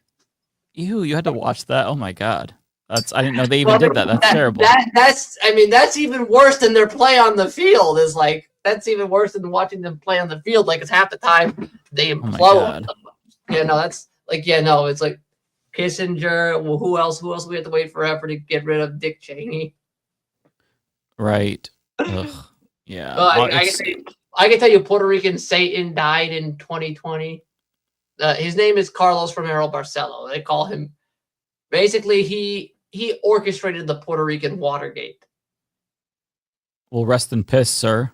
Yeah. So what he did is basically he basically organized in this allegedly because he never found guilty, but basically in the 1970s, two Puerto Rican activists, protest activists, went to a tower to broadcast messages protesting the political persecution of political prisoners. What they didn't know was that they were being tricked, that it was all a setup for a police ambush. And so they get there into the mountains, Cerro Maravilla. They get shot. The governor portrays it as, a heroic stand of Puerto Rican police against vicious terrorists. Of course, eventually, the cracks form in the story. And, eventually the opposition party wins the control legislative assembly, the Popular Democratic Party. And so what they do is they hold a commission and a hearing. They find out none of what they said was true. The reality of it is these two men surrendered immediately, were beaten, and were executed in the back of the head. And they covered this all up. And Puerto Rican. That's so much more scandalous than Watergate. Damn. Oh yeah, no, yeah. And somehow this guy got after he served as governor, he got elected to resident commissioner. Yeah, no. And he died in 2020, you said? Yeah, but I He's will say probably that old. Somebody said Strom Thurmond died when he was 100. That's fucking crazy. yeah, no, actually, I do have a video of him actually because he admitted the quiet part out loud. You know, I think, do I have a video of him in here? No, actually, I don't have a video. But what he admitted is the truth of the Puerto Rican statehood movement in an interview before he died, where he said they sold out the leadership sold out the movement to to wealthy elites. And he says it, the quiet part out loud, he says sold out to statehood. It's like, Fortunio abrió la puerta al amigo de la natalidad. And he says Fortunio opened the doors to the enemies of statehood, the governor in 2012. They always admit that shit in their deathbed, though. Oh, yeah, you know, Republicans he said, too. Yeah, no, he said the quiet part. Like he says, oh, you know, this Act 20, because the problem with the Act 60 class thing is it only works if Puerto Rico remains a territory. It only works because it relies on Section 933 of the tax code, which exempts territorial residents from paying federal income tax unless you work a government job. So it relies on it relies on 933 to work. So the moment you become a state, 933 goes away. So why is this political? So you just created this class of tax exiles, Brock Pierce, Jake Paul, Logan Paul, all sorts of guys. Why on God's green earth would they want those tax incentives to go away? Right. They don't. So what are they going to do? They're going to use their capital to influence elections. In fact, over $1 million has been $1 million has been spent by the Act 60 class since 2012, I think it was, since it's gone into effect. I mean, because Puerto Rican elections are dirt cheap because, you know, it's already broke there to begin with. But yeah, they do that. Yeah. Wow. Okay. Octopath. I didn't read this one right. No, I didn't read this one. I'm a self-taught in game development and design. Well, that's really cool. Yeah, no, I gotta practice. That's cool. That's very cool, though. That's very cool. Somebody mentioned someone mentioned Fred Hampton in the chat. It's all Spec says it's hilarious to see the GTA 6 reactions because dumb. I haven't seen the discourse or any of the reactions. I just watched it myself before coming on, so I don't know what people are saying. Are they saying it's woke or something? I don't even fucking know. I'm not gonna look. I'm just gonna have my own opinion. I don't even care. I'm tired of reacting to reactions and seeing reactions. I've got fatigue on hearing people's opinions about pop culture. That's just insufferable. TVXQ, thanks for the 5. Did you know that Natalie Harp's brother is a leftist who lives in Nicaragua and supports the Sandinista? What? Supports the Sandinista government. Name is Preston Robert Harp. That's fucking crazy. Now I'm curious about like their family. Like, they went in polar opposite directions. I did not know this. That's a really interesting fact. Yeah, no, that I heard. I knew he was left leaning, but I didn't know that much. I'm like, I just want to imagine it's just like it's like Ned Flanders' family, and she's just a black sheep. It's like Ned Flanders' grandparents are like fucking like hippies, and then she's just a maybe. Black. I mean, that's quite polar opposite like political ideologies. So that's fucking interesting. I did not know. I didn't even know she had a brother. I didn't know this lady existed until like a week ago. And now I can't not hear about her. I hate it. I don't want to know who this lady is. I don't want to know that she's fucking Trump, probably. Chris Corcoran, 100% convinced now that Dems will collab with Ethan Klein. They will, and it will prolong this hell we're in, and millions will die. Of course they will. And it will be all Ethan Klein's fault. Of course they will, and then history will like a Teddy Fresh collab, like with the Dems, like a hoodie, or just like they're gonna go on the podcast. I don't know. I wouldn't put it past them because they do want to talk to influencers. They want a Joe Rogan on the left, but just one that they can control. You know, a la Chorus, someone like Olivia Juliana. So I think they would maybe to hell with it. Ethan. They're just gonna put Ethan Klein on the ticket in 2028. No primary. It's just him and his terrible centrist ideas. Oh God. You know what? That I think he would align with them. I think that it's a fit, at least for the Hakeem Jeffries wing of the party. You know, they just centrism like, is a motherfucker. No, it's like it's like centrism just it's like the birth. Centrism is the birthplace of fascism. Jeremy Elwood says farmers take an L since Reagan, who destroyed dairy.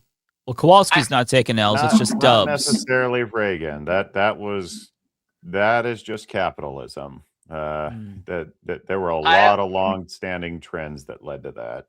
No, I wish. I always wish that like Reagan and fucking Margaret Thatcher. It's like the two of the 80s. Like I wish Americans had the vitriolic hatred of Reagan that the Brits have of Thatcher. Yeah, that is interesting, right? Americans love Reagan, including a lot of Democratic normies, which is really bizarre to me. At least the Democratic normies. Two different things that occurred. Reagan was lucky; he was president during the 1980s upswing for the U.S. economy, and Britain was suffering the demise of their empire. So the 80s was a completely different mindset for them. Oh, okay, okay. Reagan, the more you look into it, he's not a unique guy. He was kind of more or less just the figure for the force of capital at the time. If not Reagan, it would have been another Republican. I'm just saying. I also want to say this. Also, Thatcher also had the Troubles, so let's not forget that. Okay. She had a lot of Irish who hated her. Good points. Good points. It makes me feel like it's not just stupidity from Americans. There's actual As somewhat of a quasi Liverpool fan, I love the Maggie's in the Mud chant they all started singing when they were supposed to be silent for remembering her on her death. The entire crowd was just like, na na na na na na, Maggie's in the mud, in the mud. We don't do that. We don't. They did the same thing with the Queen enough. Too. Yes, I know, Lizzie's right? in the mud. Lizzie's in a box. God, the Brits, we need their energy. I agree with you. No. It's like you were making me think of something because I forgot to mention. I mentioned the Freedom Barrel. I forgot to tell you what it was. So, Puerto Rico's oldest rum distillery was actually founded by National. Was actually owned by a family that leaned in towards nationalism. They were pro-independence. So the second master blender put aside a barrel of rum in 1952 when the Commonwealth was established, and wrote in his will that the barrel would not be opened until the island achieved independence. And when it does, it's supposed to be taken to the town plaza, and everyone gets to drink free rum for independence. That's really cool. Yeah, no, there's a lot. Like I said, like you always drop these little tidbits that are so interesting that like most people wouldn't know. You're like Puerto Rican Kowalski. Like you all just have like this wealth of knowledge in your head. It's very interesting. That's not the only thing that's going to happen. Has car hedge. We built Stonehenge out of cars. Yeah, no, that's not the only thing that's going to happen. There's one Puerto Rican independence advocate. His name's Eugenio Maria de Hostos, and he was a big advocate for education, women's rights, and he's currently buried in the Dominican Republic under explicit instructions that his body is not to be returned to Puerto Rico till it's independent. Because he was just that. Oh, that's interesting. Yeah, because he actually met with McKinley to try to convince him to let Puerto Rico go free. And of course, he obviously said, go fuck yourself. Because of course he did. Yeah, but no, that's another one. That's another fun fact. Yeah, there's a lot. Interesting. VMann, you do have to promise me you're going to start a YouTube channel. I think people would be interested in learning about this stuff. Oh yeah, I actually have actually on that chat, you can actually see the picture of Pedro Albizu Campos, like the effects of the radiation torture on his body. I think I have that in the. It's really. I'm not going to put that up just because it might not be a good thing to show. No. YouTube, but yeah, if people want to see it, check the thread on Blue Sky. Yeah, I'll post the thread so you can actually see some of this information in there. I'll post it. Yeah, but okay. But no. One last super chat, and then we are out of here. Jeremy Elwood says, if we're recalling all vegetables, which seems to be the case, any update on Mitch McConnell? I talked to him for about 20 minutes yesterday. He's all right. He's recovering. He's doing okay. That's good. I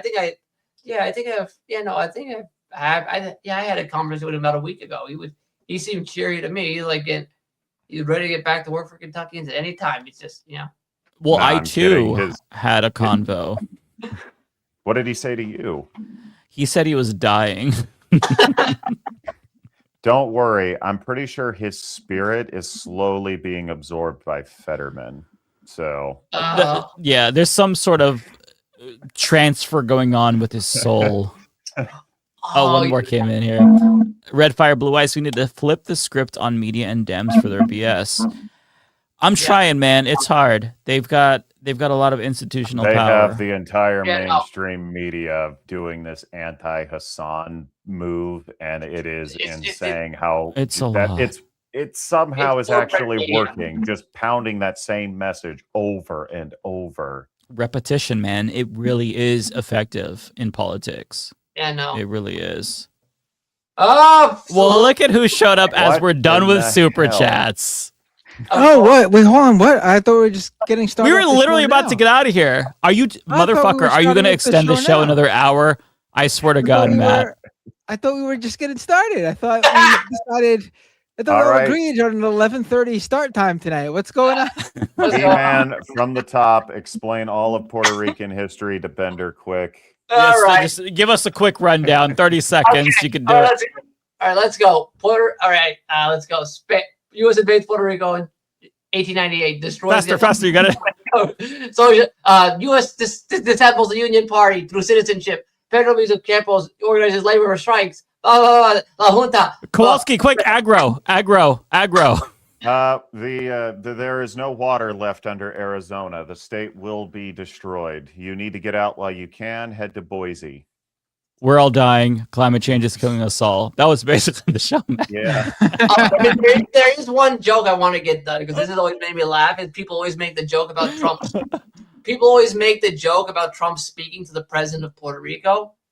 But here's the funny thing. That's a real person. His name is Francisco Ramirez Medina. And it's not Gonzalez? No.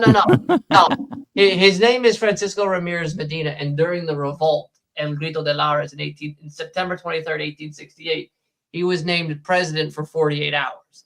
No one knows what happened to him after those. I didn't. That's cool. Yeah, his one and only act is. It was like a Make-A-Wish president. Yeah, no. His two acts as president were to establish a cabinet and abolish slavery. Okay. You know what? I'd vote for that. Oh, by the way, Looney Tunes just sent the chat. Your excuse, Matt, for not showing up. Explain yourself, sir. It was a last-minute punk show my wife wanted to go to, so sorry. Oh, it's all right. Fair. The audacity, enjoying life. How dare you? Well, you know me. I try to make it to every show. It's very rare I miss one. Well, you know what? Don't worry. I'm a punk rock fan too. I'm sorry. This is the show I missed, but I gotta say, couldn't have worked out any better with you getting two guests on for today. It's almost like you knew. It's almost like you knew the rest of the Leftist Mafia was gonna let you down. Well, and I'm probably gonna be gone the next 2 weeks. I'm working on some shit to take some time off. So you all will have to find some amazing guests. Good luck finding guests that'll compete with VMann and Kowalski. This was a great show. I don't think I could do it. Yeah. I'm gonna end up getting Z-Man and whatever the C-list version of Kowalski is. If I turn on the stream and I see him with Jimmy Dore and fucking one of these, I'm gonna be like, see, I told you. Couldn't find anybody. Triangle. Yeah, I couldn't think of anybody else, but Triangle would have been great. Yeah, coming here live from Leftist Mafia. We got a great show for you guys tonight. We got Jimmy Dore and Illuminati. And then special guests. Oh, yeah, they would be phenomenal guests. Yeah. And that's not all. We got Anna Kasparian, Cenk Uygur, Graham Plattner, and a load of other great guests. Watch, next week it's just going to be Matt Bender, and somehow he's going to pull Hassan. And everybody else is going to be gone for it, and everyone's going to be like, how did he pull this off? Yep. No one knows. Yep. Oh, Looney Tunes says you could pull him as a guest. Yeah, why not? Why not? And by the way, on that note, seriously, we do want to do a call-in show. We're not like specifically like avoiding it. As I said earlier, because Matt wants to do one too. We're waiting for like Ariana to get here and stuff, but we need to plan it. We can't just drop it on you all and be like, "Hey, we're doing a call-in show impromptu," because it's not really fair. Because people who want to call in, they need to know in advance so they can make it. So we need to do it proper. But we're as you could tell, we're not very good at planning and not very good at attendance, so it's on our hearts. Okay, that's what I can promise you. It's on our hearts. We were thinking about. I genuinely want to do it. We're gonna do it. We just need to master the art of execution. That's precisely it. And look, at some point in time, if we keep bringing on like viewers as guests, just like proper guests, then within like a few years, we'll have done a call-in show overall. So. We just convert the audience into panelists, and then it's just the perpetual call-in show. So that do that too. I mean, I was doing before I stopped doing. I gotta start doing my stream again, but my stream went from doing weekly guests to eventually I was just doing call-in shows every week because honestly, I was having so much fun doing it. I genuinely enjoy the call-in shows a lot. It's really nice to hear from people. On so much WWE knowledge without your show, Matt. It is. Yeah, I just got. It was just I just got burnt out. I took a nice break from doing it, and now I'm ready to get back into it. I mean, that's the thing. It's like once you take a break, then it's hard to come back, though, even though you feel the inclination. I was doing Twitch streams every week, and it's been a couple of years, and I no longer feel the inclination to go back to Twitch. But I was doing it a lot, and when I left, I was like, man, I need to get back to doing that. And now I'm like, I'm okay. I'm just streaming Leftist Mafia on Twitch. I think that's good enough. So yeah, that's what I. But then you start to get the itch again. There's a new Fortnite season. I gotta stream that. I gotta get into game streaming. That's what all the kids are talking about Fortnite today. That's the number one video game they're focused on. Sure. No, it was very funny. My Twitch. I would love to stream. I would love to stream GTA 6, but Rockstar Games ain't gonna release the PC version of GTA for like another year, probably. That's what I'm saying. Yeah. I mean, I could. It's like the filthy console peasants have to be given their time. Motherfucking console I mean, there's peasants. a way. There's a way to stream from your console. I mean, you could obviously just stream gameplay footage really easily from your console. But if you want to do the webcam with the console, you need a video capture device. It's a whole annoying process. Yeah. Too much hassle. You just put it on the TV in the living room, put the camera behind you over your shoulder, and point. It's you not could do hard. That. Boomer that bitch. Yeah, but then no one's gonna. I don't think anyone's ever gotten big doing that. That honestly, you know what? That would be so fucking hilarious. I would watch that. I'd be like, you know what? Bless this person's heart for just pointing the camera at the TV. That's actually really impressive. I would watch that unironically. I'm not even joking. That would just be funny and wholesome. There's a site that I have used that might be out of China where they essentially do that with some like HBO streaming stuff. Oh, really? Funny. You usually get that like, you get like a good, not that I would ever pirate, but I've heard stories that you download these movies and it's just somebody like pointing a camera at the theater screen, filming the entire thing on their phone. Oh, my favorite. There's people laughing and stuff. My favorite story is there's a guy who used to stream. He used to live stream UFC pay-per-views, and he would put himself imposed over in the corner, like a green screen footage of him in the corner, holding a remote control, pretending he's playing a game. So Twitch thought he was playing an MMA fighting game, but he was just pirating the UFC pay-per-view streams for everybody tuning in. Do you get what I'm saying? That's brilliant. That's hilarious. His streams would. I mean, eventually, I feel like the automatic detectors would have picked up on that or something. I mean, this was a couple years. This was a couple of years ago, so maybe now you couldn't get away with it. But this guy would basically stream UFC pay-per-views with him, webcam footage in the corner of him live holding a game controller, pretending to play a game, so it looked like. To, I guess, at the time, whatever was detecting this stuff thought he was just live streaming gameplay footage of him playing That's fighting game. devious, but Yeah. based. I really like that. I appreciate that. That's a man of the people. Probably can't there. get away with it anymore, but it was funny when it was happening. You could never get away with that if it was a Nintendo game. They will break down your door and fuck you up. Like they will physically beat you if you try to stream one of their things illegally. It's crazy. Unless you're never find Twitter me. or the U.S. government, then you can steal their assets, and then they're Of fine with course. that. Yeah, no. If you're filthy peasant, they will send the bullet bills after you. Yeah, yeah. What do they call them? Like the Nintendo ninjas. They'll be breaking down your door. It's why it's crazy. You'll see people that'll like try to release some ROM of Mario 64 that they like altered and added more characters, and it's like, you don't have to do this. Like, it's really cool. The work that you put into this is amazing, but they're going to fucking kill you. It's not worth your life. Don't do this. They're gonna destroy you. This is a company that was started it was still started when Japan practiced the era of Bushido. So let's look at the. So you brought it up, Mike. What do you think of what did you think of the GTA stuff that came out today?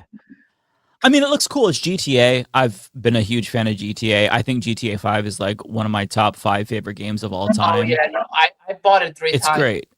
Yeah, we've all purchased it multiple times. I got it on console, bought it on PC when it came out on PC.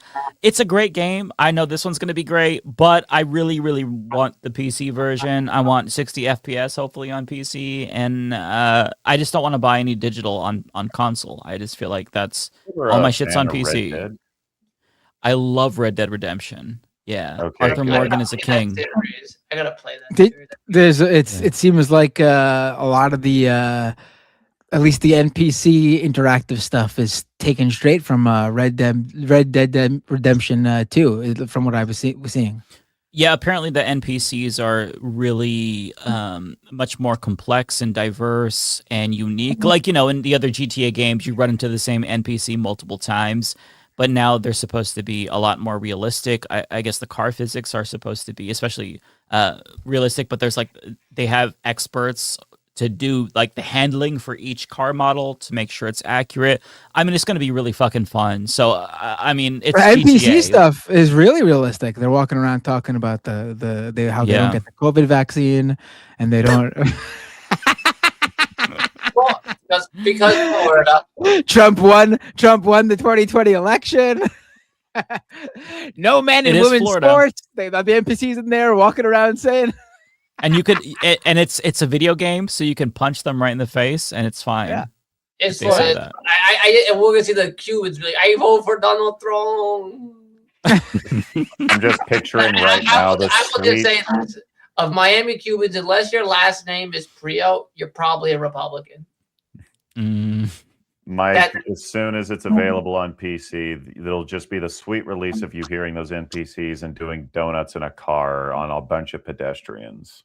You know what I can't wait for is the soundtrack. I can't wait for that because I want to see it. I want to see what music they get in there. The music from the preview was really good. I will say that. I want to see what the radio stations are because I wanted that because those Latin stations are going to be bopping. I can tell you that much. As a Latino listens, like I can tell you, I've listened to a lot of salsa, reggaeton, Latin trap, merengue. The sounds can be just, it's like, and you got a taste of it in GTA 4 with the Radio San Juan.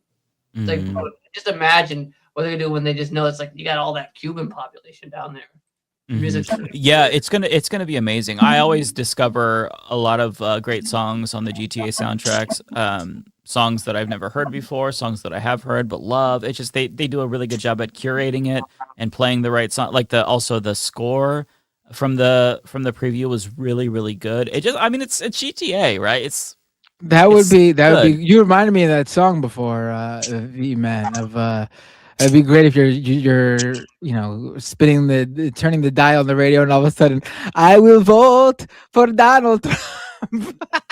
That's a banger. It's a classic now. GTA Bayphoto says GTA 6 is actually borrowing a lot of mechanics from Red Dead Redemption 2, like Deadeye. I saw that. Better NPC interactions, eating food, affecting health, etc. Yeah, I think that'll be really cool. I want I want to be able to have a big Chungus character that doesn't work out and eat shitty food. I think that's so fun. Oh, I remember that from GTA 4 GTA San Andreas when you ate and then like it would change CJ's interactions. Yeah, I think that would be really cool to see like a modern spin on that. Yeah, no, it's like I remember like he'd beat you up, he'd take the money, like this is my lunch money. Yeah. Yeah, no, that'd be great. But yeah, I mean, I'll get it at some point. I'll definitely play There's a social media point. aspect in it too. Apparently, there's a in-game social media like you can doom scroll, right? Yeah, Oh, and there's like social media challenges or whatever. Mm-hmm. Oh my god, you can doom scroll after crashing your car. It's like the Yeah. I wonder if you could. No, I wonder if you could do. good. I wonder if you could do Gamergate and harass women and claim it on social media while claiming it's for ethics and gaming journalism. I mean, if they're going for realism, they would have to include that, right? Of course. That would be pretty. That'd be pretty inside humor. Putting that in a video game. Yeah. Yeah, they did do an interview with IGN and commented about the satire, and they said that they're very careful with what they select because they want it to feel timeless, and certain memes and certain political phenomena can age pretty quickly and become irrelevant, so they're really trying to choose carefully what they are satirizing. But they always strike a relatively good balance. I think there's always some fun conservative dunking. So I'm excited to see what they do with Florida because it's if Florida, if the same writers are there, it's going to be good. It's going to be really good. I really do like how in GTA 5 the main antagonist ended up basically being like a hedge fund billionaire guy. He was the main antagonist in the end, and for 2013, I think they were a little ahead of the times on how much we would just hate these people. Yeah. They're on it. Yeah. Oh, funny you mentioned that. I actually met the voice actor for Michael at my fucking local Wendy's. Did you at your Wendy's? What? Yeah, like literally a week after the game came out, he was literally there eating. Here, look. I don't know if you can see that. Kinda, but that's kind of crazy. Yeah. Yeah. Well, I bet he's not eating at Wendy's anymore. He probably is. I was gonna say he's rich, but yeah, no. Hold. Let me see. You know what? I could just pause it so you can just pull up so people can see this shit. You can kind of see it, but that's cool though. Yeah, no, yeah. He was literally there with his kids, and I fumbled his line from the game. Like like you get 1,000 things every day. Make sure this is. Oh, that's fucking funny. Yeah, no. You know what's funny is after GTA 5 came out, I swear to God, I saw like 1,000 different men that looked like Trevor. Like everywhere I saw his face. Like, I don't know if it was just like, to me, hey, it's a balding guy, that's Trevor. But I swear to God, like a month or so after, I remember seeing a guy at the store and I'm like, that dead ass could be Trevor. Like that could be the actor. It's I don't know. Yeah, no, that's insane. Yeah, no. Mm-hmm. Yeah. Well, I'm gonna bounce. That is basically our show. I think this was a good one. Show. I'm glad I jumped on. Last minute. You should rewind it and watch it back. I'm going to check it out actually, and it was really good. You have to watch the Spanish attack ad. That shit was. That's a very good. Yeah, a Red Scare attack ad in Spanish. You don't have to speak Spanish to understand how amazing it is. So, yeah, I'd highly encourage people to watch that. But yeah, the whole show was great. So definitely rewind it, Matt, and watch it. I'm gonna hold you to that. Next week I'll quiz you. Well, I won't be here next week, but I'm gonna quiz you when I come back and ask you about specifics. Hey, sounds good to me. All right. I better get going. My babies are probably getting crazy because they haven't been walked yet. All right. Well, you all take care. It's been so nice. Again, thank you so much to our guests. Who should we raid? I don't think I have much viewers, so I'm just gonna not raid anybody. I have hold on. I'm gonna raid someone really quick. Let's see. I'm gonna raid Amy EC3 really quick. Okay. I don't even have Twitch pulled up, so I'll just not worry about it. I usually don't have too many. I jump on for 20 minutes and I got my whole system ready to go. And you were here for how many hours? And you didn't even have Twitch open? Unbelievable. I closed all my windows. The show is over, Matt. All right. We finished. All right. Well, it was a pleasure to see like you guys. I'm 20 so minutes, glad Matt. I'm so glad I caught the tail end. It's like Matt is the person who, when we're about to get out of class and the teacher's like, okay, well, we could go unless there's anybody that has questions. Matt's the person that raises his hand and extends class. You just did that to us, Matt. We were about to get out of here, and you just did that. Opposite of an Irish goodbye. Yeah, my dog, my dog's lions, Lucy, are severely disappointed. Yeah. All right, you all take care. It was so nice meeting VMann, and thank you, Kowalski, for coming on. Matt, nice seeing you. I will see you in a couple weeks when I'm back. I'll take my hiatus next, and yeah, I'll be back in a few weeks. So take care, everybody. All right, peace. Bye.